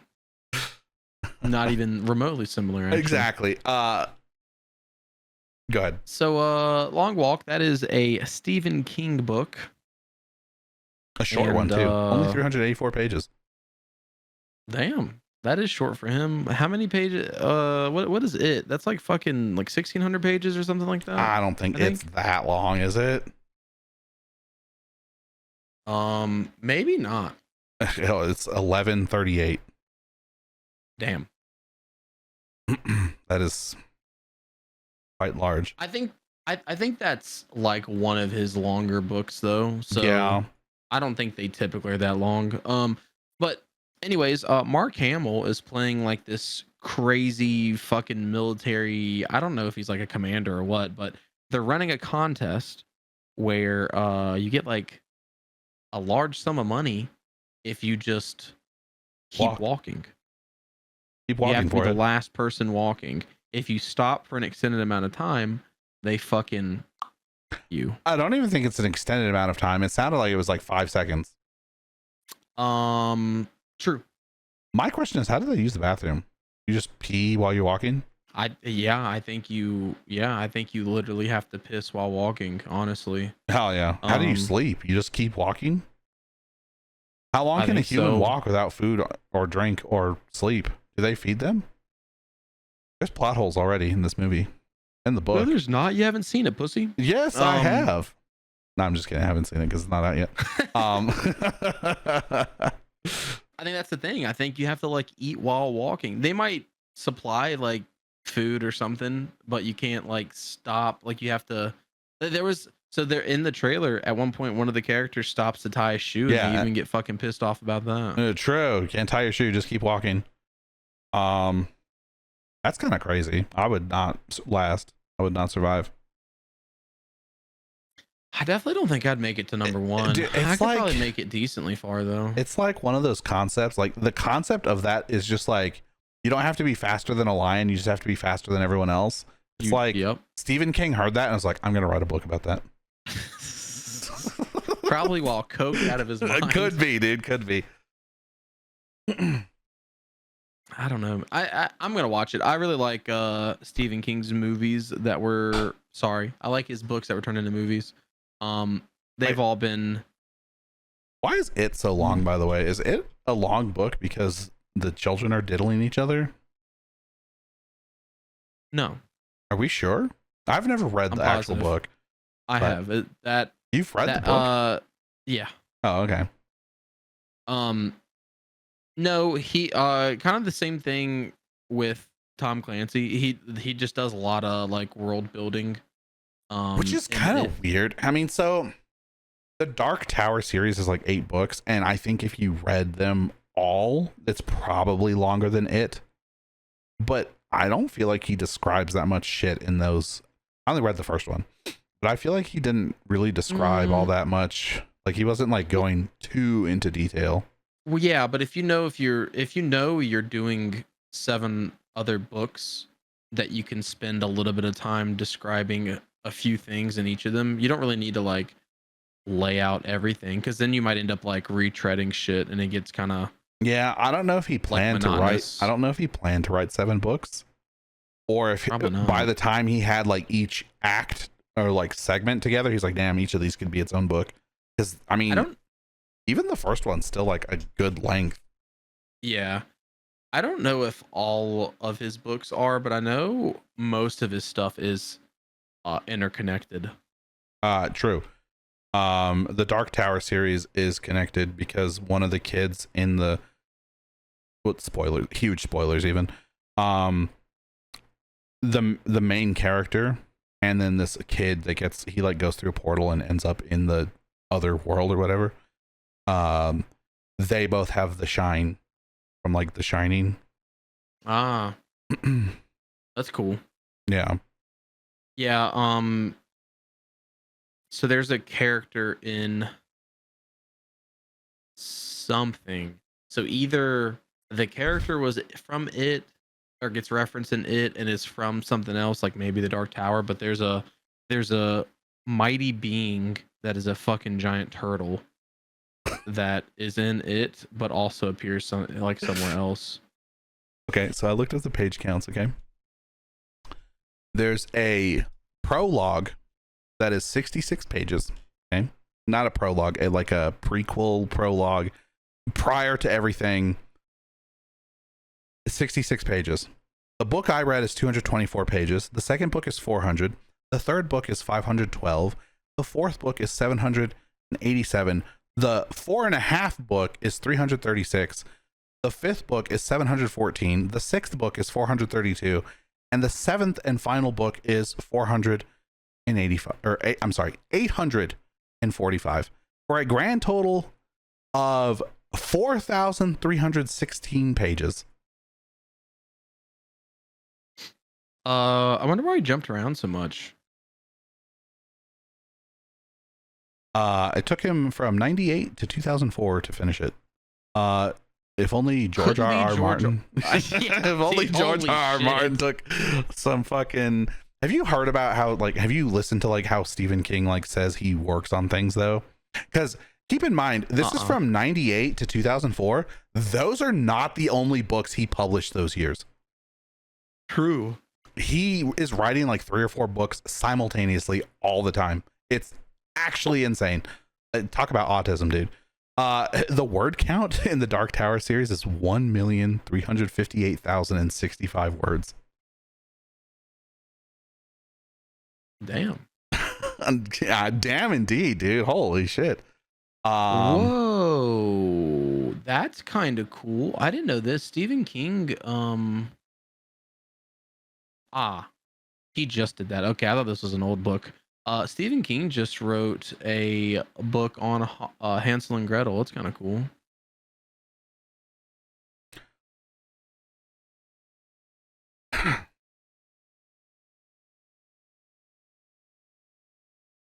Might have to give that the old you know, a book you need to read.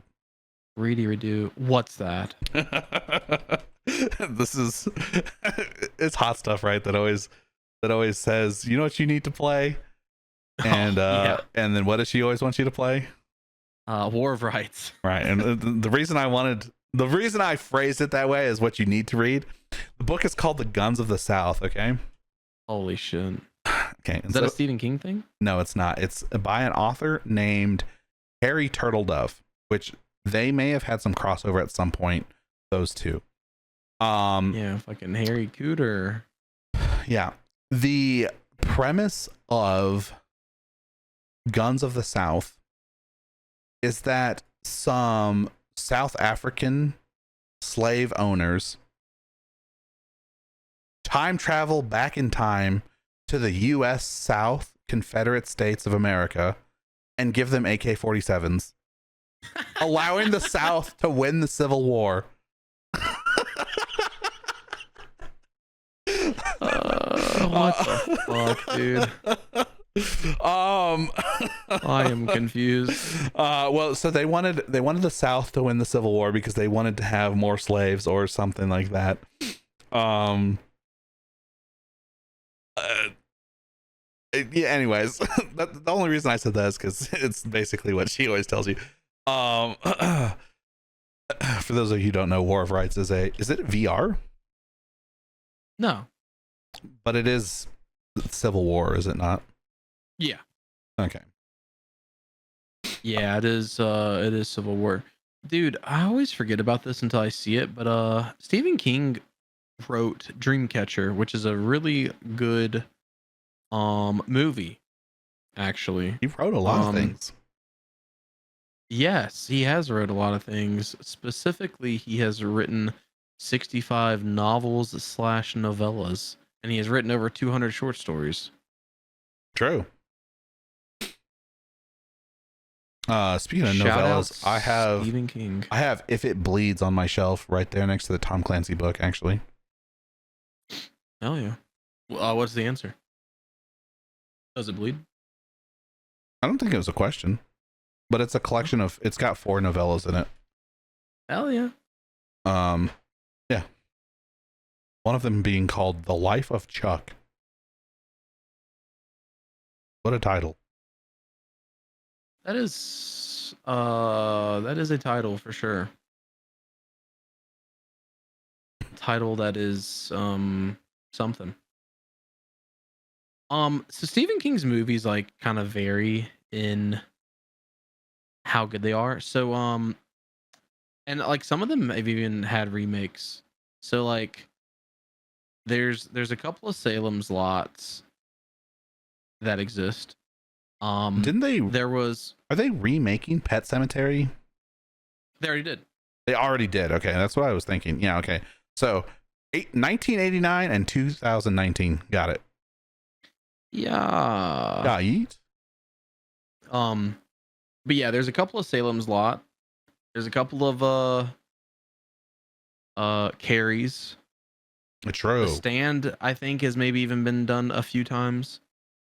Oh, The Long Walk was one of his first books. He wrote that in 79. Makes sense. That's kind of cool. By the way, we just discussed that there was over 1 million words in the Dark Tower series, and they condensed that into like a 2-hour movie. Makes sense. If you're fucking stupid. Hold on. Not all of his shit's horror either, which is kind of cool. So like he wrote The Green Mile. True, he did. I wouldn't necessarily call the Dark Tower horror either. I would almost say it's got horror elements to it, but it's not like spooky, scary skeletons like The Shining, like The Shine. What is that actually called? The Shine? Yeah. That's, yeah, it is called The Shine. That's in that, and like technically the Man in Black is like a magic man. He's like a wizard or whatever. And the world they live in is kind of spooky, but I don't know. It's almost like fantasy. It's like cowboy western fantasy or something. So the movie is actually only 1 hour and 35 minutes for 1 million words of text. That is insane, dude.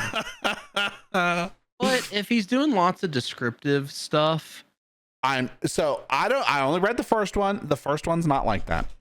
If the rest of them are like that, maybe. One of those was 800 pages. So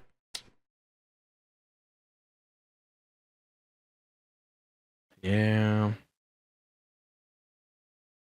That's a little unfortunate. One of my favorite books and ended up being movies. So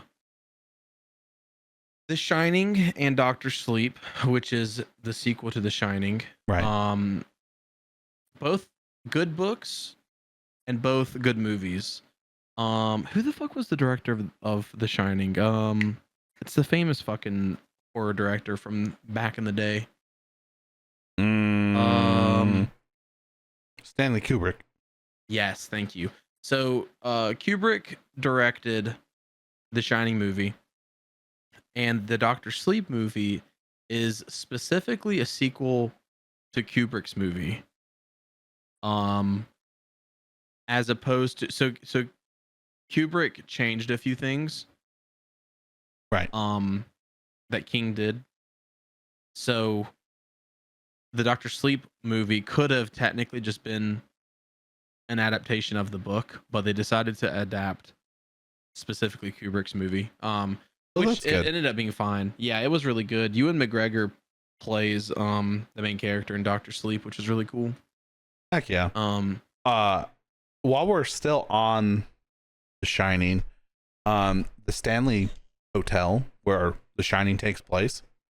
Yeah. My mother worked there for a short period of time as a a maid or whatever for the hotel, so she would go around and like collect the linens, and she said it was an interesting an interesting place to be. That's crazy. Yeah, I fucking bet. Holy shit. That's cool. I never knew that. Yeah. Interesting. His movies vary. So he actually tried directing a few of his books that were turned into movies, and it didn't do well. So I think he like gave up on that. And he lets other people adapt I them. wonder if it's because of like, is he just so weird that like, I mean, writing experience doesn't translate to directing experience necessarily. No. And if people aren't doing what you have, like your vision, like I bet it's really frustrating that you're like, this is what I want it to look like, and then they do the scene and you're like, that was so fucking wrong. Whereas Yeah. I think a regular director will look at something and be like, oh, that's pretty good. We'll go with that. Yeah, and I think he's like had varying opinions on his movies or on his books that were adapted into movies. So he liked the original Carrie that came out in 76. Mm-hmm.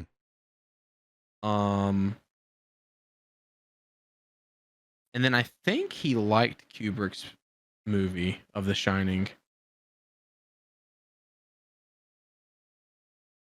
Yeah. No, sorry. He originally did not like The Shining.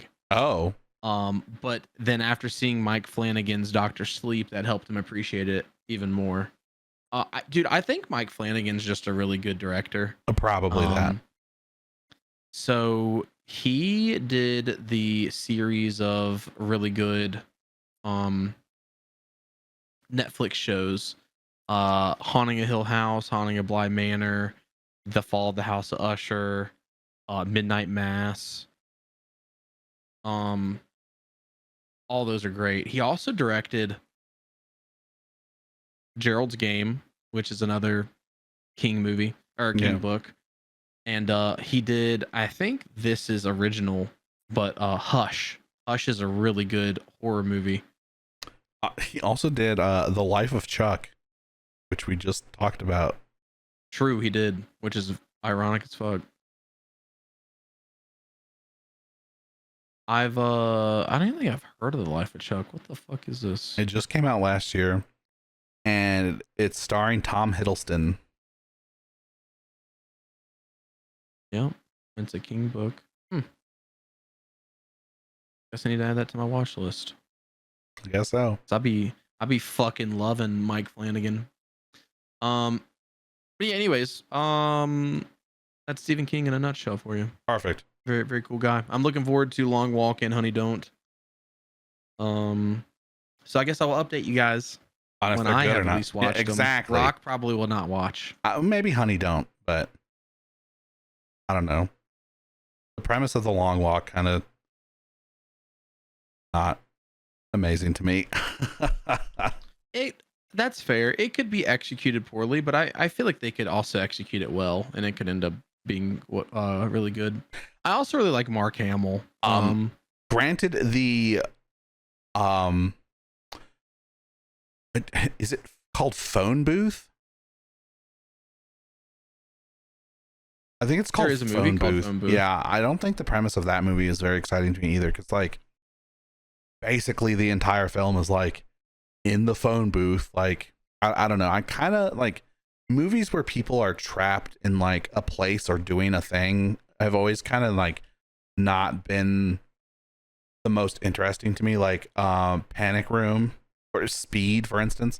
Like I kind of liked Speed, I guess, but have you ever seen that? Yeah. Oh, okay. You only liked it because you think Keanu's cute, though. But he was like fucking 19 or some shit in that movie. You said it, not me. I didn't say he was cute. I just said he was like 19. I think I was going to use it as evidence that he wasn't cute. Maybe he was always cute, dude. I don't know. I don't know either. Oh yeah. Speed was a all right movie. Yeah, it was all right. We had to go pee break, and Ninja Man made me look up how old Keanu Reeves was. He was not 19. He was like 29 or something. I didn't actually look it up. I just did the math. He's like Born in 29. 64. Okay. Keanu's old as fuck. Damn. How old as fuck? Born in 64. Oh, okay. Good to know. Yeah. Moving on. The more you know. Yeah, GTA. They finally released trailer number 2. After how long?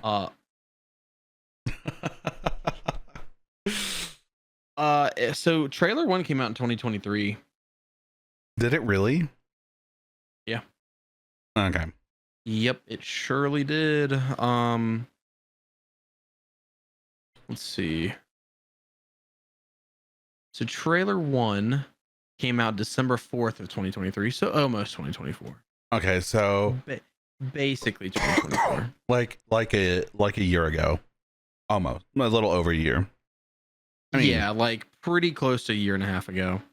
Of no news, no trailer, no screenshots, fucking nothing. And then they shadow dropped a fucking trailer right on our dumbass foreheads. In 5 days, as of me writing this, 102 million views, specifically 102,317,561 views in just 5 days, which is fucking insane. also, I'd just like to point out that our friend Dank Cerrone has been telling us that he's like, what if they drop the trailer today? What if they drop a trailer today? What if they drop a trailer today? And I'm pretty sure when this trailer dropped, he was like, see guys, I told you they were going to drop a trailer. And it was like, dog, you have been saying that for like a fucking year. I don't want to hear it. So trailer 1 is the second most viewed game trailer of all time. And do you want to know what the fuck is beating it? Honestly, I wish I didn't know. Yeah. Same. I wish I didn't know either. Subway Surfers is beating it. So just for example, specifically the Google Play trailer or Google Play, not for the App Store, not for just like in general, not the in general trailer, specifically for Google Play. Yeah, makes no sense. It's a mobile game, so like, whatever. I'm gonna pretend like it doesn't exist. So trailer 1 for GTA 6. Wait. Most viewed trailer on what website? I would assume YouTube. On YouTube. Who owns YouTube? Ah. Damn. Uh-huh. Gotcha, bitch. Literally. Oh, dude, we're boosting the numbers of our own products. So, just for example, Grand Theft Auto 5, another well hyped and obviously world renowned game. Its trailer, I think trailer 1, it might have been the second trailer. It was only titled trailer 1, so I don't actually know. But that trailer has 121 million views in 13 years. So what took GTA 5 almost 13 years to do, GTA 6 with trailer 1 passed that, but trailer 2 has almost done that in 5 days. That is fucking insanity. And I'm gonna be honest with you, probably like 20 of those are me. I've watched it almost every day since it came out. Daniel, I've watched it like 3 times. I haven't watched it that much. Ninjaman be watching it like crazy. Daniel has been watching it. I think every day when he gets on stream, he watches it at least once. For a while, he had the trailer 1 as a redeem that you could just make him watch it. Which explains why that has... Exactly. He's the reason, because Hot Stuff kept getting on there and making him watch the trailer 8 times in a row until he removed the redeem after she did that one time. There's a couple of things people pointed out. So they've like touched up some things since trailer 1. Like they reused a couple of like people or scenes from trailer 1, but they've touched them up and changed things. For one, the graphics are way better just from trailer 1 to trailer 2. So my thing is I noticed the graphics are better, but like I can almost see like the computer, like the CGI in them, if that makes sense. Like not necessarily like the CGI, but like I can tell that it's like an object they made in like Blender or something, and I can see it like superimposed in like the image. So hear me out. Can you not just look at it and tell what is gameplay and what is trailer? No, I What is can't. cutscene? I honestly I can't tell the difference between those two. I mean, from the trailer, I can't tell the difference between what's a cutscene and what's a actual gameplay footage. So they recorded it all on, I'm assuming a PS5 Pro. They just say PlayStation. Recorded on PlayStation. No, So base PS5. They specified it. It is a base PS5, not even the Pro. Okay, well, we're locked at 30 FPS. Hell yeah, shout out. There were a couple, like if you pause the trailer, like you can start picking problems out, but if you don't pause it, like the game looks absolutely gorgeous. What was that? Don't you be fucking shit talking the trailer. I'm gonna shit talk everything, dude. I'm the critic. There's fucking bubble physics. I don't give a fuck if the liquid in the beers is moving, dog. I don't give a fuck if the fucking condensation on the beer is condensating. Okay? I don't give no fucks about that. I don't care about no physics. Just fucking let me shout out condensation. Let me shoot some fucking cats in an alleyway. What the fuck? That's what I did in GTA 5 anyway. What the fuck? Why? You didn't run around on all the urban wildlife? I guess it was domestic. No. It's not wildlife, it's domestic life. Dude, you know how well there's actually a cat in the trailer, by the way, fun fact. True, in a fucking gas station. Not No. a Sheetz though. Bodega So cat. yeah, true. Bodega. So I was gonna say, you know how hype the hunting is probably gonna be in that, but it might not be like a not mini game, but it might not be like a profit earning activity, but there's a shit ton of wildlife they've already shown off. Yeah. Which makes sense. They're definitely fucking like I bet Red Dead 2 is like the I don't know if I want to say testing grounds, but I feel like they definitely had all that tech from Red Dead 2 and they were like, let's just reuse it. Yeah. We got it. Why not? I mean, I don't see how like hunting is like criminal, maybe poaching or something. They could do a thing where like you shoot a deer and then you have to track it. And then, but like, I don't see them doing like some sort of like Red Dead style, like tracking, like eagle vision from Assassin's Creed type shit. Yeah. Well, you know, that's a good point that I hadn't even fucking considered. You can't just go willy-nilly fucking hunting IRL nowadays like you could in like the Yeah. early or late 1800s. Yeah, you can't just go shoot everything you can see. Actually, did you know in the first Red Dead that there's a pack of buffalo? There's a limited number of buffalo in the game, and once you kill them all, they don't spawn anymore. I did not know that. That's actually yeah. cool. There's like 13 of them or something like that. I don't remember the exact number, but there's like 13 buffalo over there by Blackwater, and once you kill all of them, they're gone. No, I did not know that. Yeah, you hunt them to extinction. Yeah, that's kind of cool little detail. There's lots of invasive species in Florida, like iguanas, for instance. So, and ball pythons. Maybe you can hunt all those. Maybe. Imagine they add like a whole thing where you're like getting rid of invasive species in the fucking Everglades. Dude, I'm so hype. The fucking trailer for 6 has like reinvigorated my hype for Grand Theft Auto. I actually, before we started the podcast tonight, I just re-downloaded GTA 5. Hell yeah. So I think I'm gonna play that in my off time after I beat Oblivion. I sort of, for the most part, want to ignore. Like, I'm glad that they put something out so we have like an update, especially because they're like, hey, we're pushing the game back. And then after they push the game, like they made that announcement, they're like, oh yeah, by the way, here's a trailer. Here's what we got so far. Yeah. Like I like, thank you for throwing a bone, but like for the most part, I'm trying to just kind of ignore it because I don't want to be so hyped that I'm just waiting for it. And it's like, come on, dog, come on. Because I think that's what Daniel does a lot. He gets excited for something, and then it's like in the future, and he's like, gets fucking burnt before, you know. So that will happen to me as well. And that kind of happened with trailer one. I kind of like I like lost interest after a little bit because I'm like, well, whatever. Like we're not gonna get it for fucking a while, and then it got pushed back again. But trailer two, I don't know. It just like fucking lit a fire in me, and I think GTA at least they might be one of the only fucking devs still able to do this. Um, it's like when you do get a breadcrumb from them, it's like a full course meal in terms of how good that breadcrumb is. Can we get a breadcrumb from Bethesda, please, on Elder Scrolls 6? No. I almost feel like they are just like Elder Scrolls 6 better come out and everyone better be like, holy shit, this is crazy. And I would personally appreciate if they would just keep the woke shit like to a minimum. If it has to be there, fine. I'd prefer it just wasn't there at all. But like if they absolutely have to shove it in there, like I guess.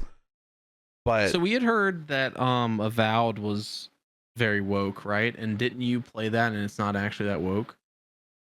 No, that was Avowed was super woke and it probably failed because it was super woke. Also because the game was just ass. Like in Avowed you can't interact, like you can't hit the NPCs. They're just static, like they're props. They don't exist. Oh. And so the world feels very, and they don't like walk around or do anything. They don't have schedules. They just do the same thing all the time. So the world feels very, I don't know, not great. The only NPCs you can talk to are the ones that are designed to be talked to. And then there's a lot of weird like physics things and like shit in that. And then Avowed is like super fucking woke. No, the other game that I was talking about was Dragon Age Dawnguard or whatever it's called. And apparently that's like super fucking woke and not like super, like I think Avowed is more woke. But that also didn't do great. It did okay, but I don't know. It's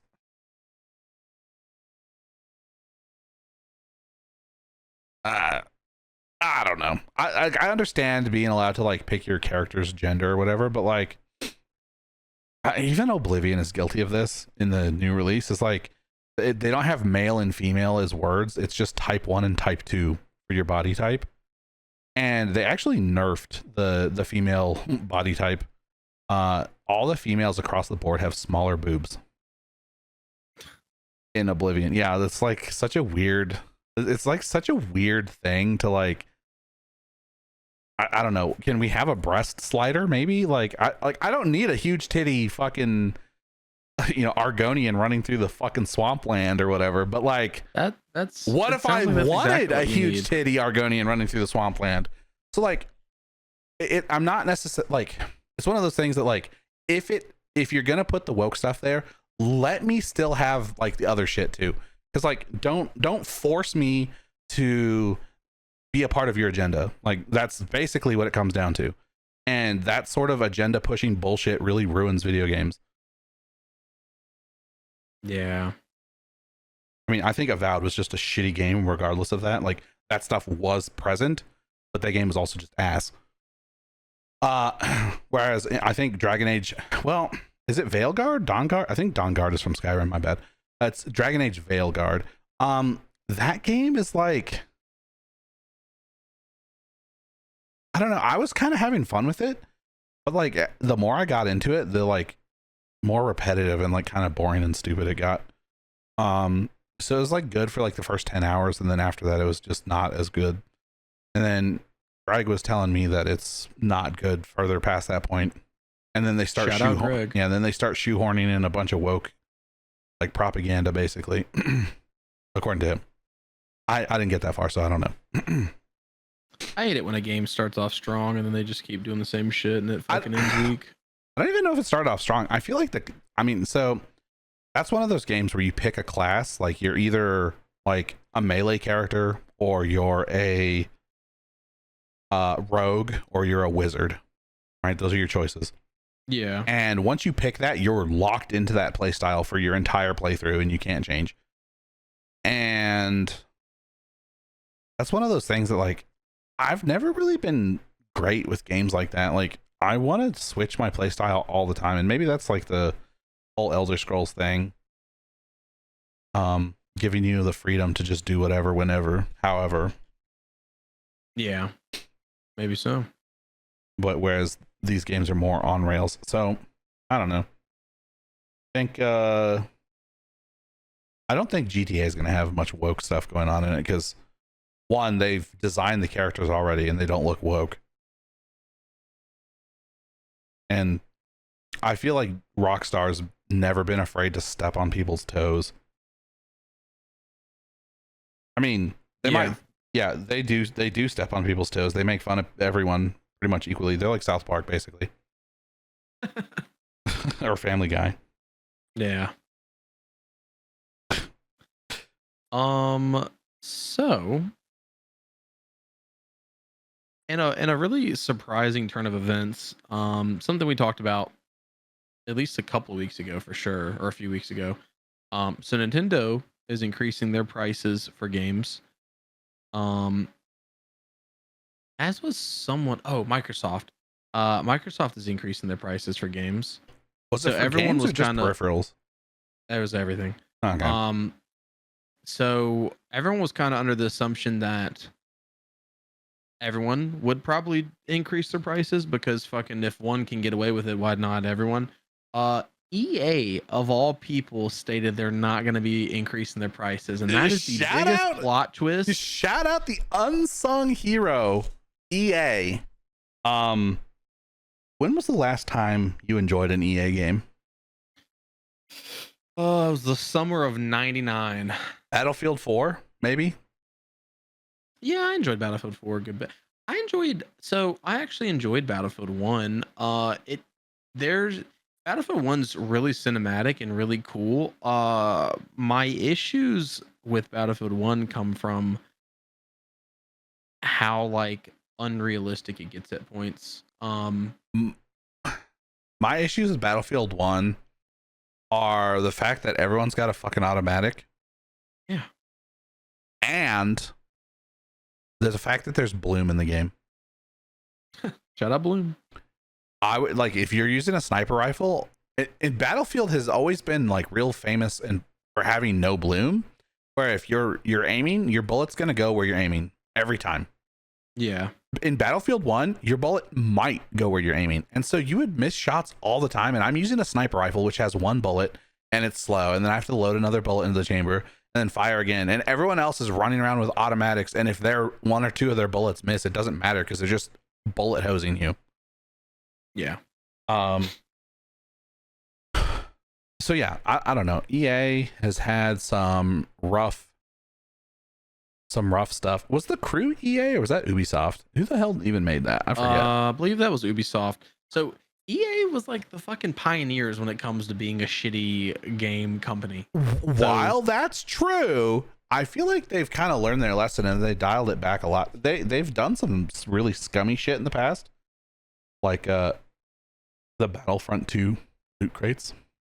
That was dude, oh my god. That was real scummy. They learned real quick from that though. They disabled the loot. Well, the loot crates are in the game still, but they're not real money. They're based on gameplay time.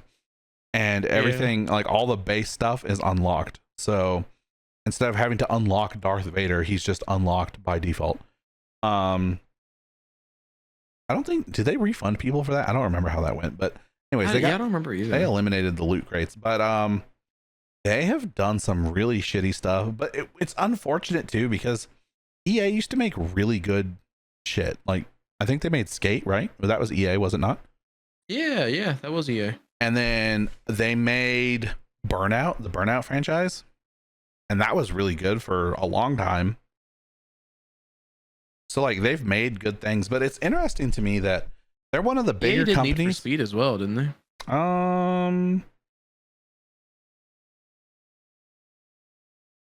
Did they? I thought so. Yeah, they did. Okay. Did they do all of them? Mm-hmm. Okay. I had an older Need for Speed game. I think it was called Hot Pursuit. It was on PS1. Hell yeah. That was one of my favorite games. On PS1. Basically, I liked all my games on PS1. That's not the point though. EA has had a lot of L's lately though, like L takes, L games, L everything. Lasagna. Even. Yeah, they've been real lasagna. And so it's kind of interesting that they would come out and be like, hey, we're not going to raise the prices on things. And I wonder if they're just saying that and they actually are going to raise prices. So they left it open ended so that way they can walk it back down the line if they need to. They specifically stated, Right now, they're not. right now they are not. Yeah. Yeah. So subject to change. Yeah. But big if true. Big if true. I don't think I'd want to pay full price for an EA game right now anyway, though. Are they even making anything good right now? I mean, like they've been saying for the past fucking 4 Battlefield games, they're making a good Battlefield game with Battlefield. What are we on, 6? Is that right? Yeah, I think Battlefield. I don't know 6. because it went Battlefield 4, Battlefield 1, Battlefield 5. Oh, the Hardline was in there somewhere. That was technically a spinoff, and I don't think that was considered. I don't think that was DICE either. Don't forget about 2042. And then there's 2042, 2048, 2042. That game, 2040 something. Oh. That what I'm upset about that is that Chinese company that makes all kinds of weird games, they're cranking a game out like every year. They made Delta Force, and Delta Force is a better Battlefield game than Battlefield is right now. Like the current Battlefield versus the current game called Delta Force is a better game. And it sucks because all Delta Force did was make Battlefield 4 again, but with new maps, new weapons, new progression. And it's very much a money grubbing, like time consuming engagement farming game. There's a bunch of like mobile bullshit and like claim different currencies, and it has its own slew of issues. So it's not like a company other than EA made something that EA couldn't make. EA could make this game too if they wanted, but hopefully the next Battlefield will be good. I want it to be good anyway. I wanted 2042 to be good also.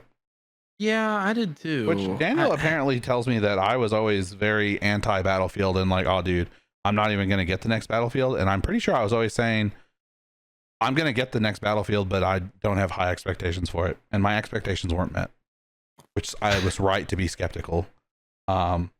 Dude, Call of Duty, well,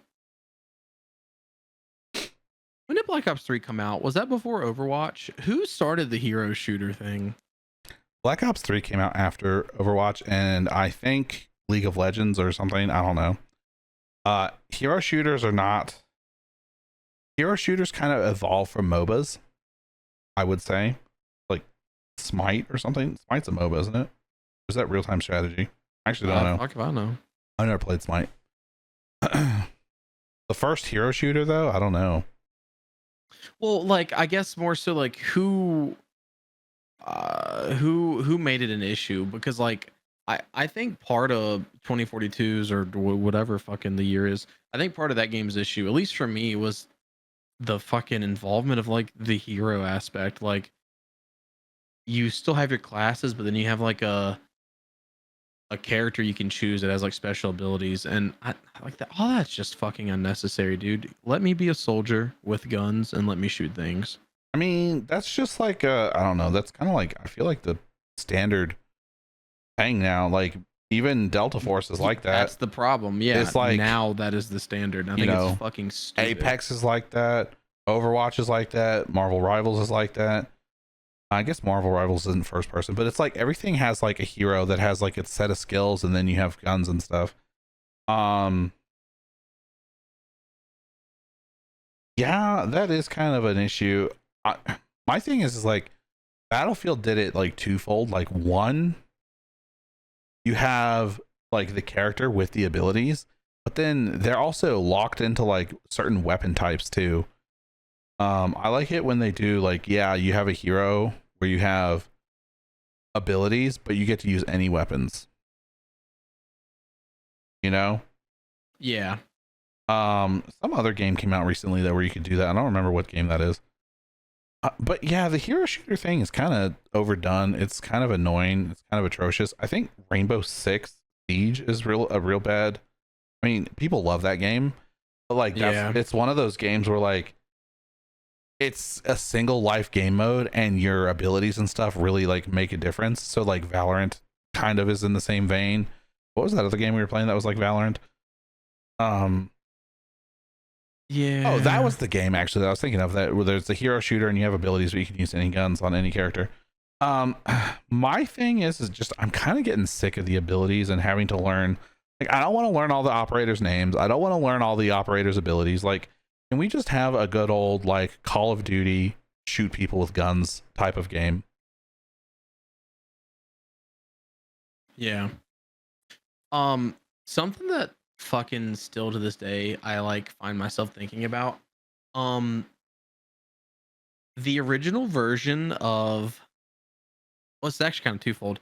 The original version of Siege, like the way it was supposed to be a very tactical, like SWAT team-based shooter. And then even before that, it was originally Rainbow Six Patriots, I think. Um, and that ended up getting scrapped and it turned into Siege. Had you ever played any of the Rainbow Six games prior to Siege? Yeah, almost all of them. Oh, okay. Except for like the ones on like the original Xbox, but like Vegas, I played Vegas. Siege is Um, super different from those games. yeah. Vegas 1 and 2 were pretty cool. Siege almost feels like they wanted to do Splinter Cell again, but they wanted everyone to be Splinter Cell. But then how do you balance that? So then may make everyone a different character. Yeah. Ah, dude. Patriots was announced on the cover of December 2011 issue of Game Informer. That's crazy. Oh That's yeah. crazy that was that long ago. That game would have been so fucking sick. True. I'm so sad they got fucking canceled. Um, but yeah, the original, like, what was it, like E3 or Gamescom or whatever the fuck it was, trailer or gameplay video of Siege is great. Like, there's aspects that still made it into like the final version of Siege, but it's just crazy to see like how different it used to be. True. Although we do have games now like I would say like Body Cam or like Ready or Not, which are Yeah, more like what it was. that's true. But yeah, we can move on from that. Hell yeah. Shout out So EA. true. Shout out EA, the real heroes of the story. Uh, and speaking of heroes, Valve is being a little bit of a villain in this story. Valve Um, being a villain is insane. so they issued a cease and desist order to the team behind the Counter-Strike Global Offensive mod Classic Offensive after having previously approved the mod 8 years prior, Hell yeah. which is insane. And I feel like the way they're going about doing it is incredibly shitty. So, after years of little to no communication from Valve in January of this year, 2025, the Classic Offensive app was rejected by Valve, with the only explanation being, we found that your app is not a good fit for Steam. So after that, they tried to figure out what Valve meant by that, and they reached out to Valve several times with or to no avail. So Valve just was not responding. Um, and then the cease and desist order came through just hours before the team intended to update the mod through ModDB. And so as they were preparing to update it, the Classic Offensives team received a cease and desist notification from Valve's socials just hours before the launch. Perfect. Um, and so in follow-up communications, they clarified that releasing the Classic Offensive mod would be distributing derivative content based on their intellectual property, which is not permitted under the Steam subscriber agreement. So get fucked, I guess. That's crazy to me, and I wonder if they're just modders. I'm sure they don't have like the means or the funds available to like fight Valve. No, probably not. Um, but I wonder if that would hold up in court if they gave them the green light. How can you how do you just take that away I without mean, being able to prove? it depends on what contracts were signed, if any. Um, I mean, word of mouth is Yeah, one thing and it can hold up in court. But yeah, if they have a contract that is very specific about the outline of what they are allowed to do and they breached it, then they might have nothing at all. They might have a nothing burger. But if Valve breached the contract, then it's like, okay, well, now they've got something. Oh, it's really funny that that's a thing that happened. Meanwhile, just Oblivion remaster comes out, and the people who are working on Sky Oblivion are like, "Oh, dude, we're working on Sky Oblivion, which is moving Oblivion into Skyrim," and they all got everyone who's working, like all the modders on Sky Oblivion, all got sent a code for Oblivion Remastered. which is sick. Yeah, so like you can treat your community well, or you can be a fucking dick to them, I guess. Which usually Valve is not a dick to their community. No, they have like a whole like fucking modding store built into their Steam store. Like they're super into like community aspect stuff. So and that kind of makes me wonder if there's more to that story than that. Like did they I don't know. It's just so interesting because it's like they previously approved it. I mean, we need more So like information. The other did thing they is, it could be as simple as a board member changed out and the new board member's like, no. yeah, It that's could true. be like staff changed somewhere in Valve and is like, no, we're not doing this. Or maybe a lawyer was like, hey, you might want to fix this. You've got some issues here, here, here, and here, and this just happened to be the first one on the list. We don't know. We don't. That's There's not enough true. information out yet, so we can't say what. Has Valve made a statement even about this? Not that I saw.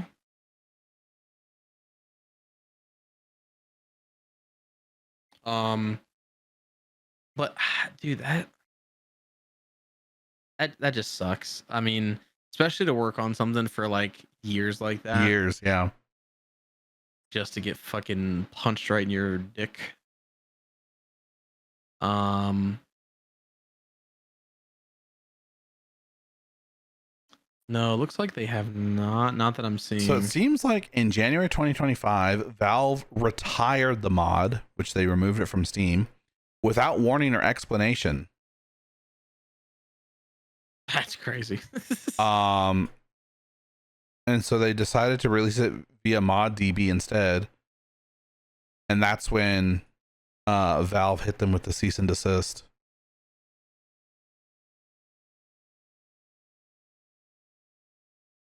That's so fucking rude. That is Yeah, so fucking rude. and it's one of those things that like you're doing this stuff for like you're not making money. You're doing it as like a passion project because you think other people will enjoy it. Yeah. And that's insane. I mean, unless money changed hands, in which case Valve is totally in the right to shut it down, but that doesn't sound like that's what happened. Yeah. Which is crazy Yeah, because Valve was just being celebrated for their new refund policy. what's the new refund policy? Oh, you didn't hear about that? No. They changed some, or are changing, um, but they have changed it so that playtime accumulated during the pre-release periods for a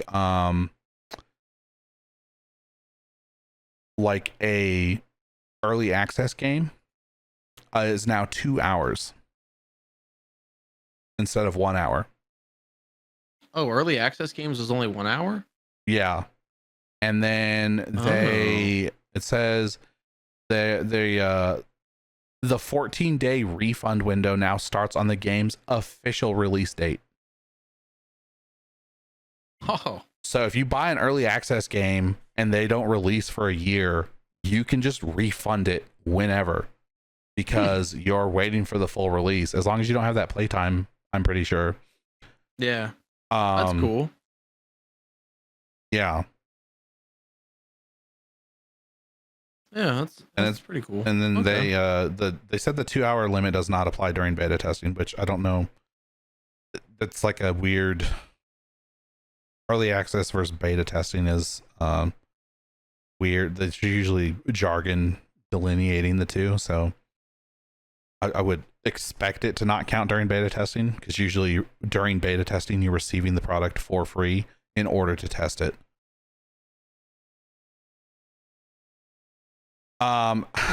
This isn't that new, by the way. This is like a few months ago, but you know, people have been celebrating Valve, and then Yeah, I hadn't even heard that. That's yeah, crazy.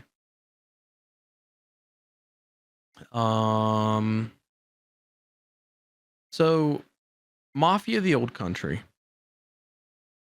Some new stuff was announced about that as well. oh yeah, They finally showed off a gameplay video trailer, uh, movie. I don't know what else to call it. perfect. Um, I don't know how I feel about that. So I've played all the Mafia games now. My first one was actually Mafia 3, and then I went back and played 1 and 2 when they did like a remake of 1 and then remastered 2. So they've all been like, so Mafia 3 is 100% open world. 1 and 2 were like, 1 more so is like kind of linear. 2's like a weird mix of like open world and linear. So like it's open world in the sense of you can drive around the city, but there's like a time restraint on your missions. So like it's gonna force you into doing a mission eventually. I feel like Mafia 2 and that other Rockstar game were really similar. The LA Noir, is that what it's called? Yes. That's Rockstar, isn't it?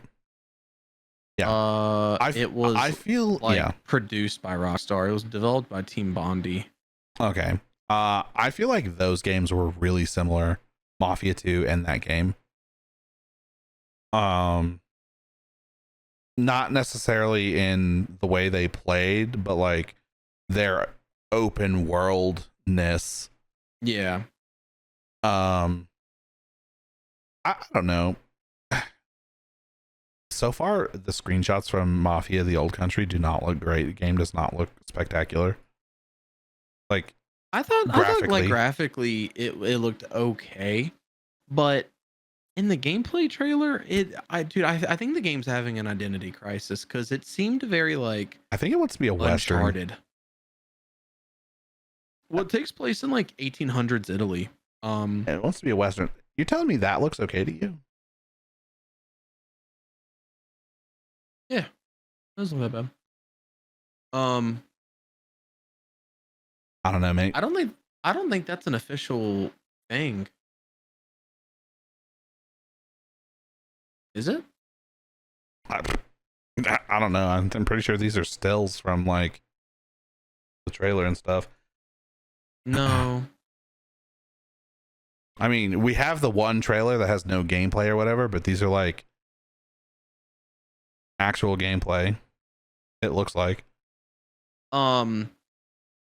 So my issues come from like the game looks like it's having an identity crisis. So it looks like it's trying to be like Uncharted or something. Um Like The Last of Us. the game, yeah. The game's called Mafia. It should be like essentially The Godfather, but in game format. Right. And this just looks insane. So the gameplay trailer they showed, there's lots of like stealth sneaking around and knifing guards slash Italian army men. Hell yeah. It's Dude, it's Assassin's Creed all over again. Assassin's Creed 2 specifically. basically. I there was some stealth aspects in Mafia 3. So I was reading that this is not open world, It's not. but apparently it's only going to be $50. It is. So, and the devs said that they felt like they priced it at a good point due to how much value you get from it, is essentially what they were saying. So, like, I think it's going to be a shorter game. I don't think they stated, so I couldn't find like a specific hour limit. But if a developer is going to go out of their way to be like, yeah, we're going to price it lower than modern games due to the value factor, that to me sounds like it might be really fucking short. If they're willing to actually like limit how much they charge. Could end up being wrong about that. Maybe it's just going to end up being like 15, 20 hours or something. But if it's 30 for $50, if it's 30 hours for $50 in this day and age, that's a pretty good value.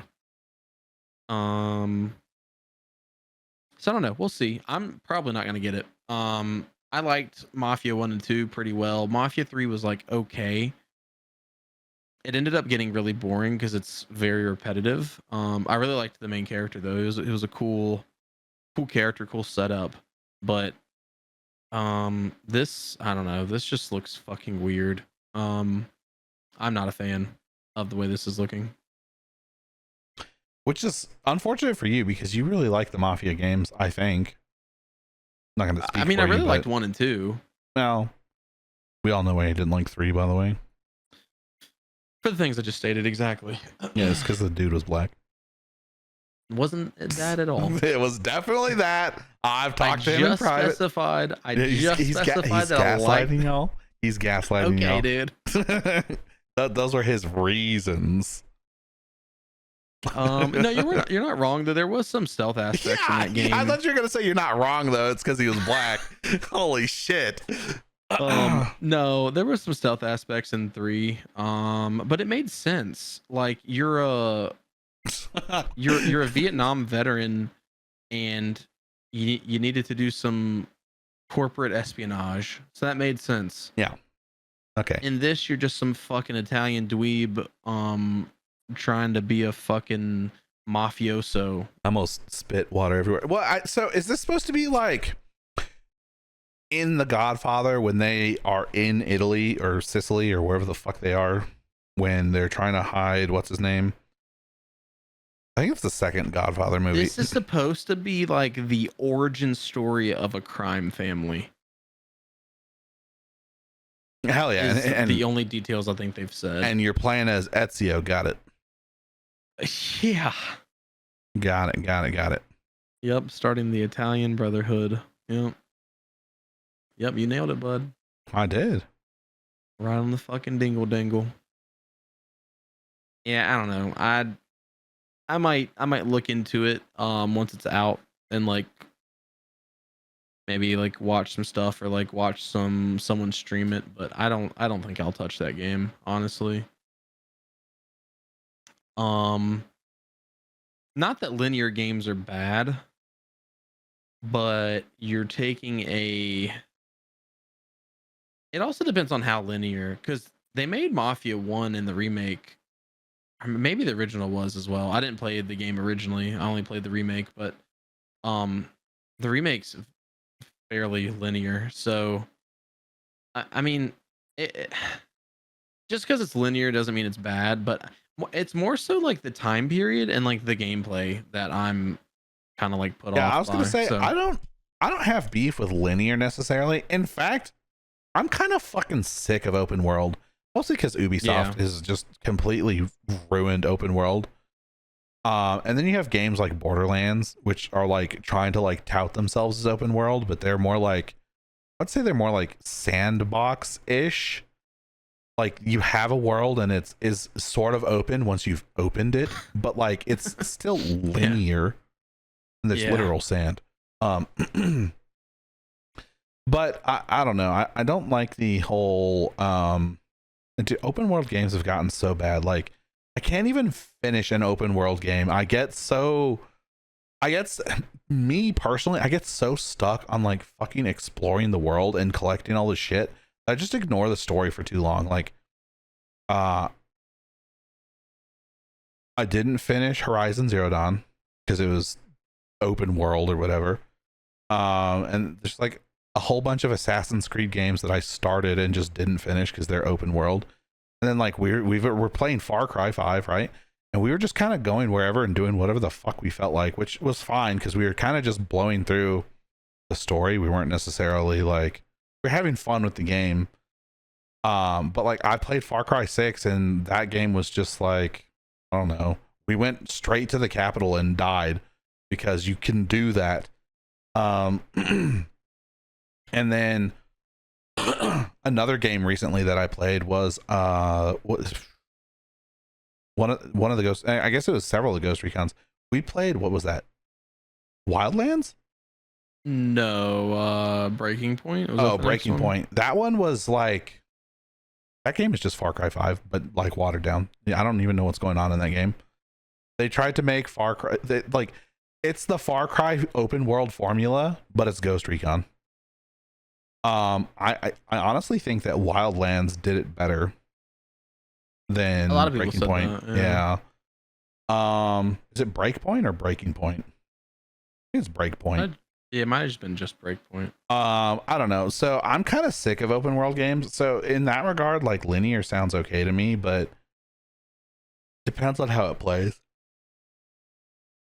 That's a fair and honest take, honestly. If they can capture the magic of like Red Dead Revolver with their linear worlds and like levels, like you play a mission, like it, because that's what it sounds like. Is you? It's not like God of War linear where there's one cut. There's never a cut ever. You're just always the camera following Kratos.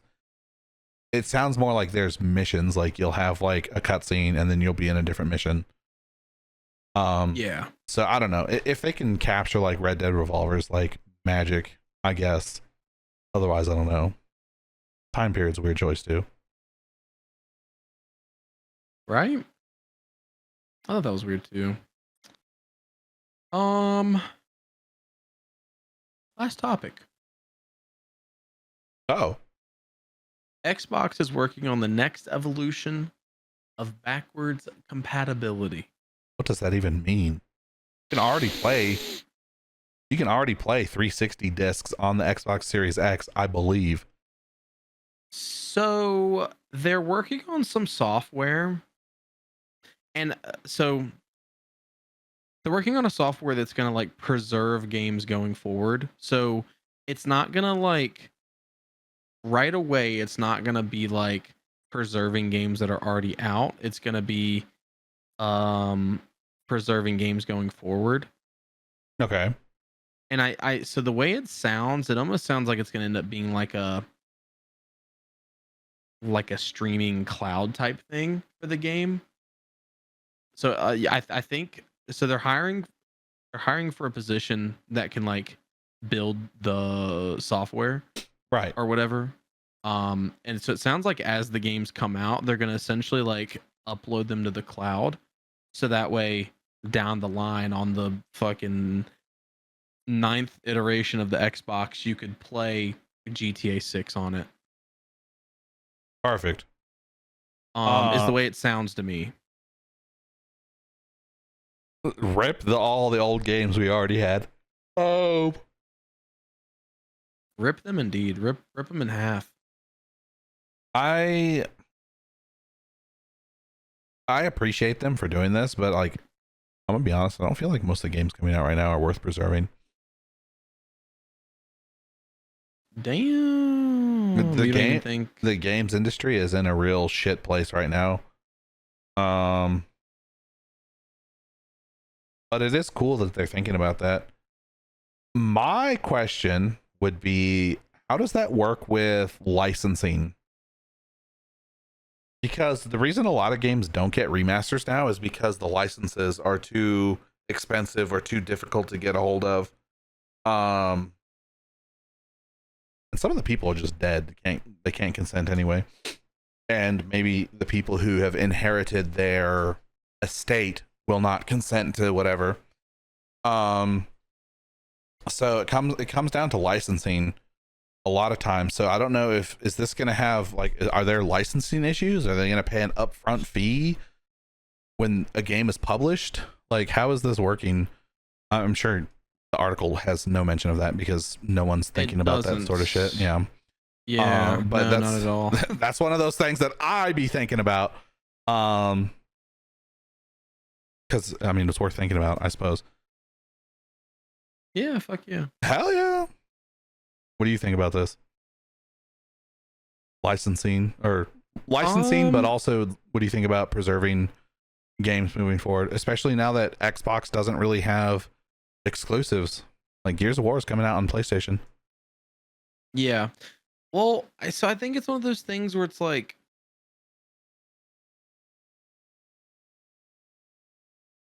I don't know. That's such a weird like gray area, I think, because if you have the game physically, licensing issues aren't a thing, you know?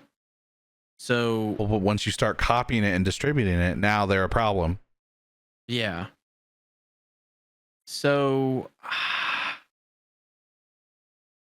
I don't know. Shout out licensing. My I don't know. I think it should be fine. Like I think it should be fine. I think that's a good point though. I don't think it's going to end up being fine. I don't think the licensing issues should be a thing, but um I'm sure they probably will be. Oh yeah. The I think the big holdup for Metal Gear Solid 4 is the composer of the music is being a ding dong about that. Ah.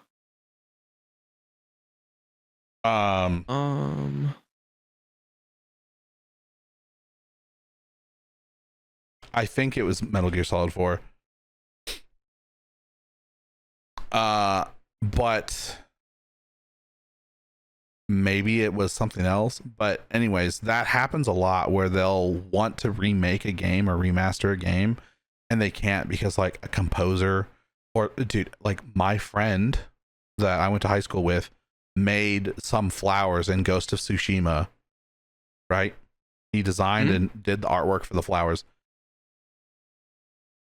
They have to contact him and be like, hey, we're going to remaster Ghost of Tsushima and we put your flowers in the remaster. And he'll be like, no, fuck no. And that one person can derail the entire project. And there's tons of people who work on video games. So like they have to get all sorts of approval from all sorts of people. Yeah. Which, you know, maybe going forward, they're just like, hey, once the game is produced, you waive your rights to whatever.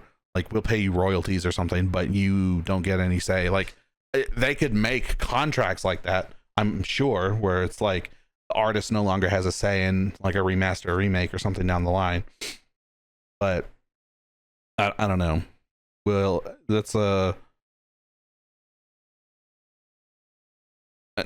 don't know. I don't even know how to put it into words, but so this is just like a job listing, so maybe that's going to be one of the things that the person they hire has to like figure out, like how they're going to like handle that, I guess.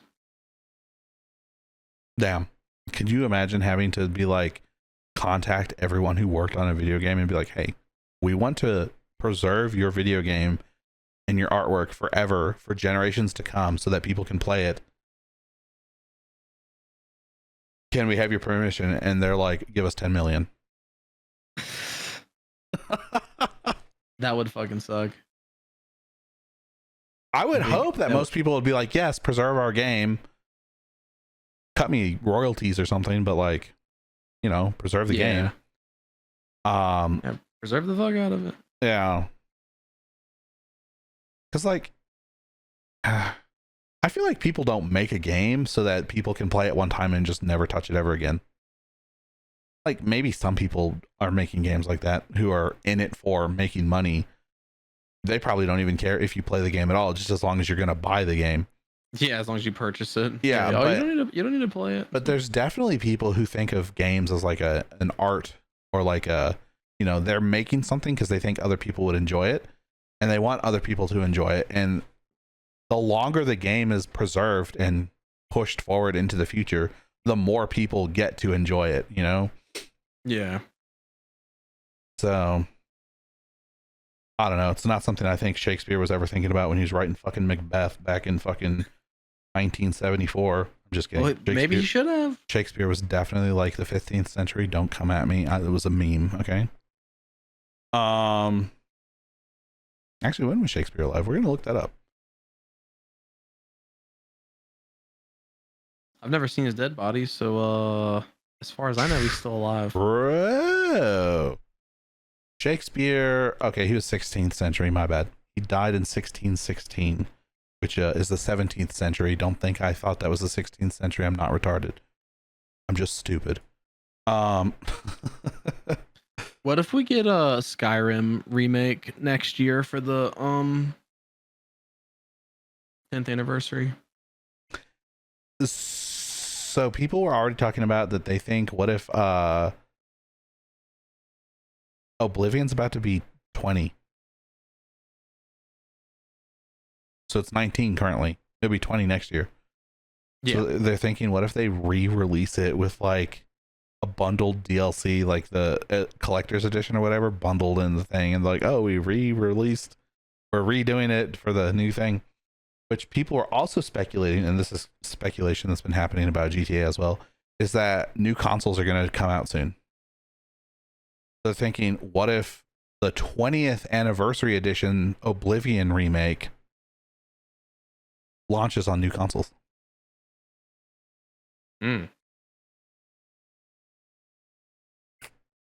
This is all just hearsay, rumor, and so what would the bundle of Oblivion have though? Because all the DLC is already in the I don't know. So remake. In Skyrim, it made more sense because there's the creator club, where it's like mods that are approved by Bethesda themselves, basically.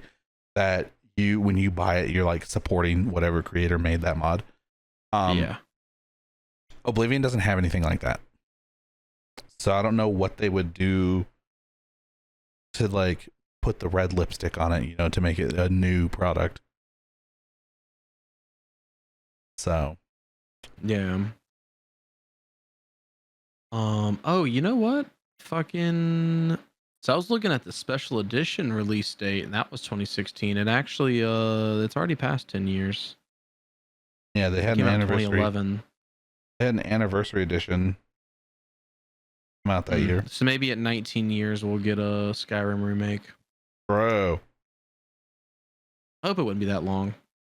Well, people are saying, "Oh, what about can we get some Fallout games?" And a lot of people are saying Daggerfall for some reason. I don't even think they could remake Daggerfall, if I'm being totally honest with you.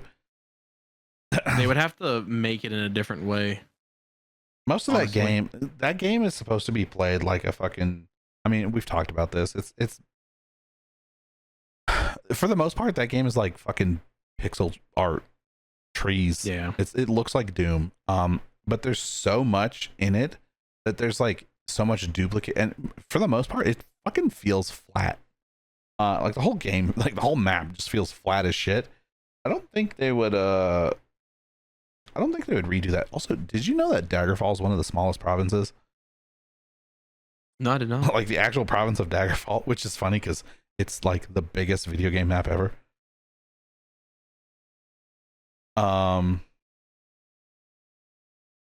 I still think it's funny that Cyrodiil's bigger than Skyrim, but like Cyrodiil in Oblivion is smaller than Skyrim in Skyrim. Yeah. Because of the limitations of the time it came out in. There's a fan remake of Fallout 2 coming out. Hell yeah. Huh. That's weird. Being built on Fallout 4's engine. They're basically doing like Sky Oblivion, but with hell yeah, Fallout 2 and Fallout 4. Hell yeah. Can we move Skyrim into Fallout 4's engine? That'd be cool. No, it wouldn't. Why not? because the melee combat in Fallout 4 is so fucking dumbed down and watered down from fucking Skyrim. It's kind of ridiculous. It's almost like how watered down Skyrim is from Oblivion, which is funny because it's almost like how watered down Oblivion is from Morrowind. I'm noticing a pattern. No, you're not. Dude, I was like, I'm going to do a melee build, and because I like doing melee builds in Fallout. And I was like, I'm going to do a melee build in Starfield.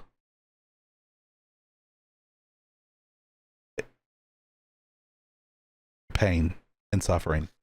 Everything in Starfield was pain and suffering.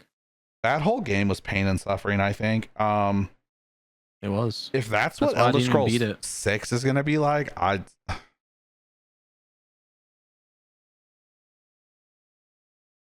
well, and it sucks because they're like new and innovative.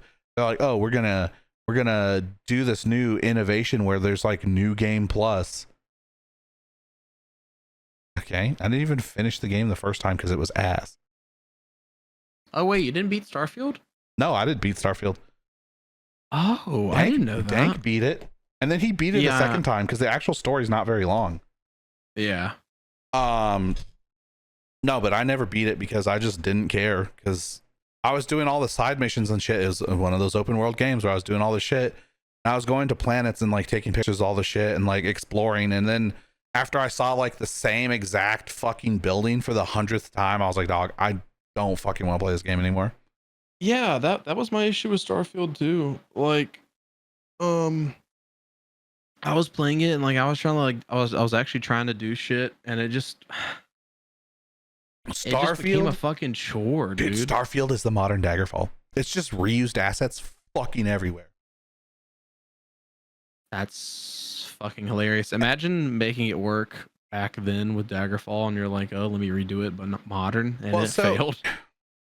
Like, I mean, I explained it to you before, but in Starfield, you're not really supposed to walk through the world.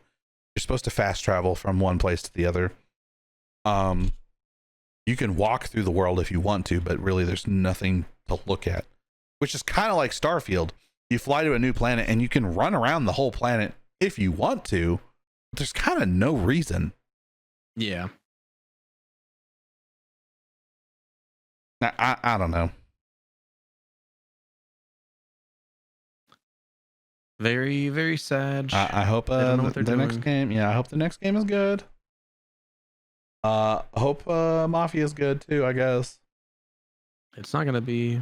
I wonder if it's gonna be backwards compatible on the fucking Xbox 9428 or whatever they're gonna call it. Probably not. Not even gonna be the Xbox anymore. It's gonna be the Y box or something stupid. Yeah, the fucking Y box. Well, X equals honestly, Y. at this point, why not? I mean, I've never understood the whole Xbox thing in general. Is it supposed to be like algebra X, like solve for X, solve for Y, X equals Y? Is it supposed to be like we couldn't think of anything cool, X looks kind of cool, so we fucking made the Xbox?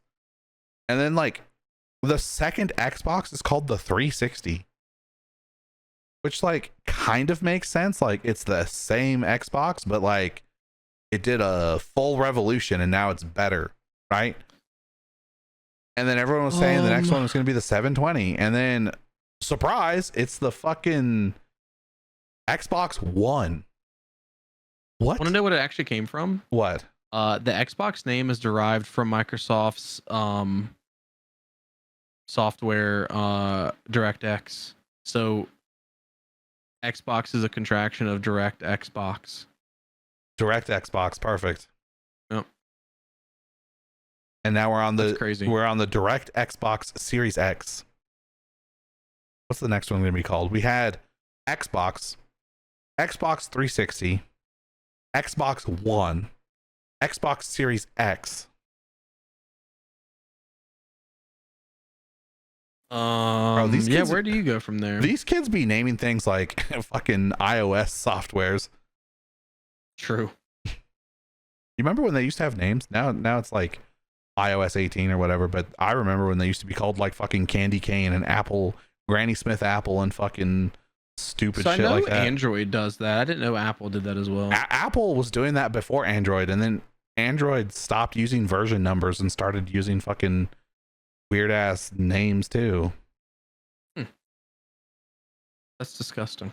I think it might not have been on iPhones. It might have only been in like the Mac OS or something. Maybe. Or maybe I'm just thinking Android. No, it was Mac, because there's fucking Big Sur, Sequoia, Panther, Jaguar, Mavericks, El Capitan, Mountain Lion, Tiger, El Monterey, Capitan. Yosemite, High Sierra, Catalina, Mojave, and then randomly fucking 10.1, 10.12 Sierra. What the fuck, dude? Cheetah, Puma, Jaguar, Panther, These Tiger. companies with their naming has got to stop. Direct Xbox? That is so funny, dude. I never knew that.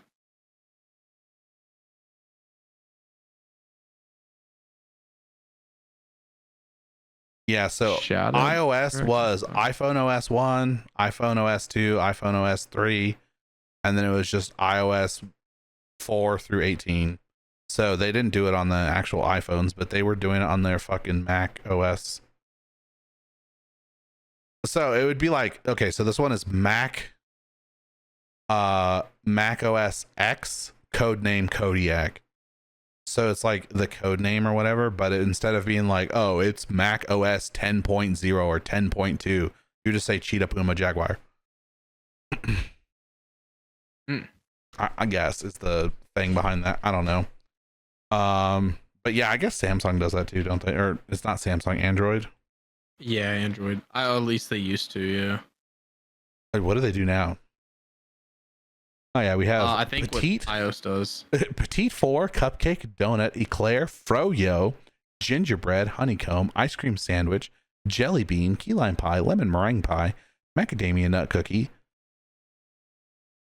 New York Cheesecake, Oatmeal Cookie, Pistachio Ice New Cream, York cheesecake, hell yeah. Quince Tart. I don't even know if I'm saying that right.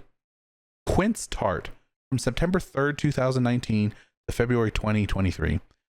Red Velvet Cake, Snow Cone V2, Tiramisu, Upside Down Cake, Vanilla Ice Cream, and Baklava is their most recent as of April 17th.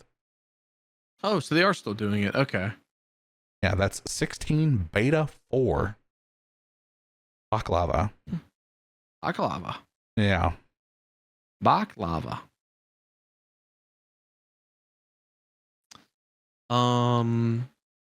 It's weird as fuck. All right. Anyways, that's been episode 7 of Between a Rock and a Bald Spot. He's the bald rock, and I'm the rock spot. Exactly. Spotted rock. Exactly.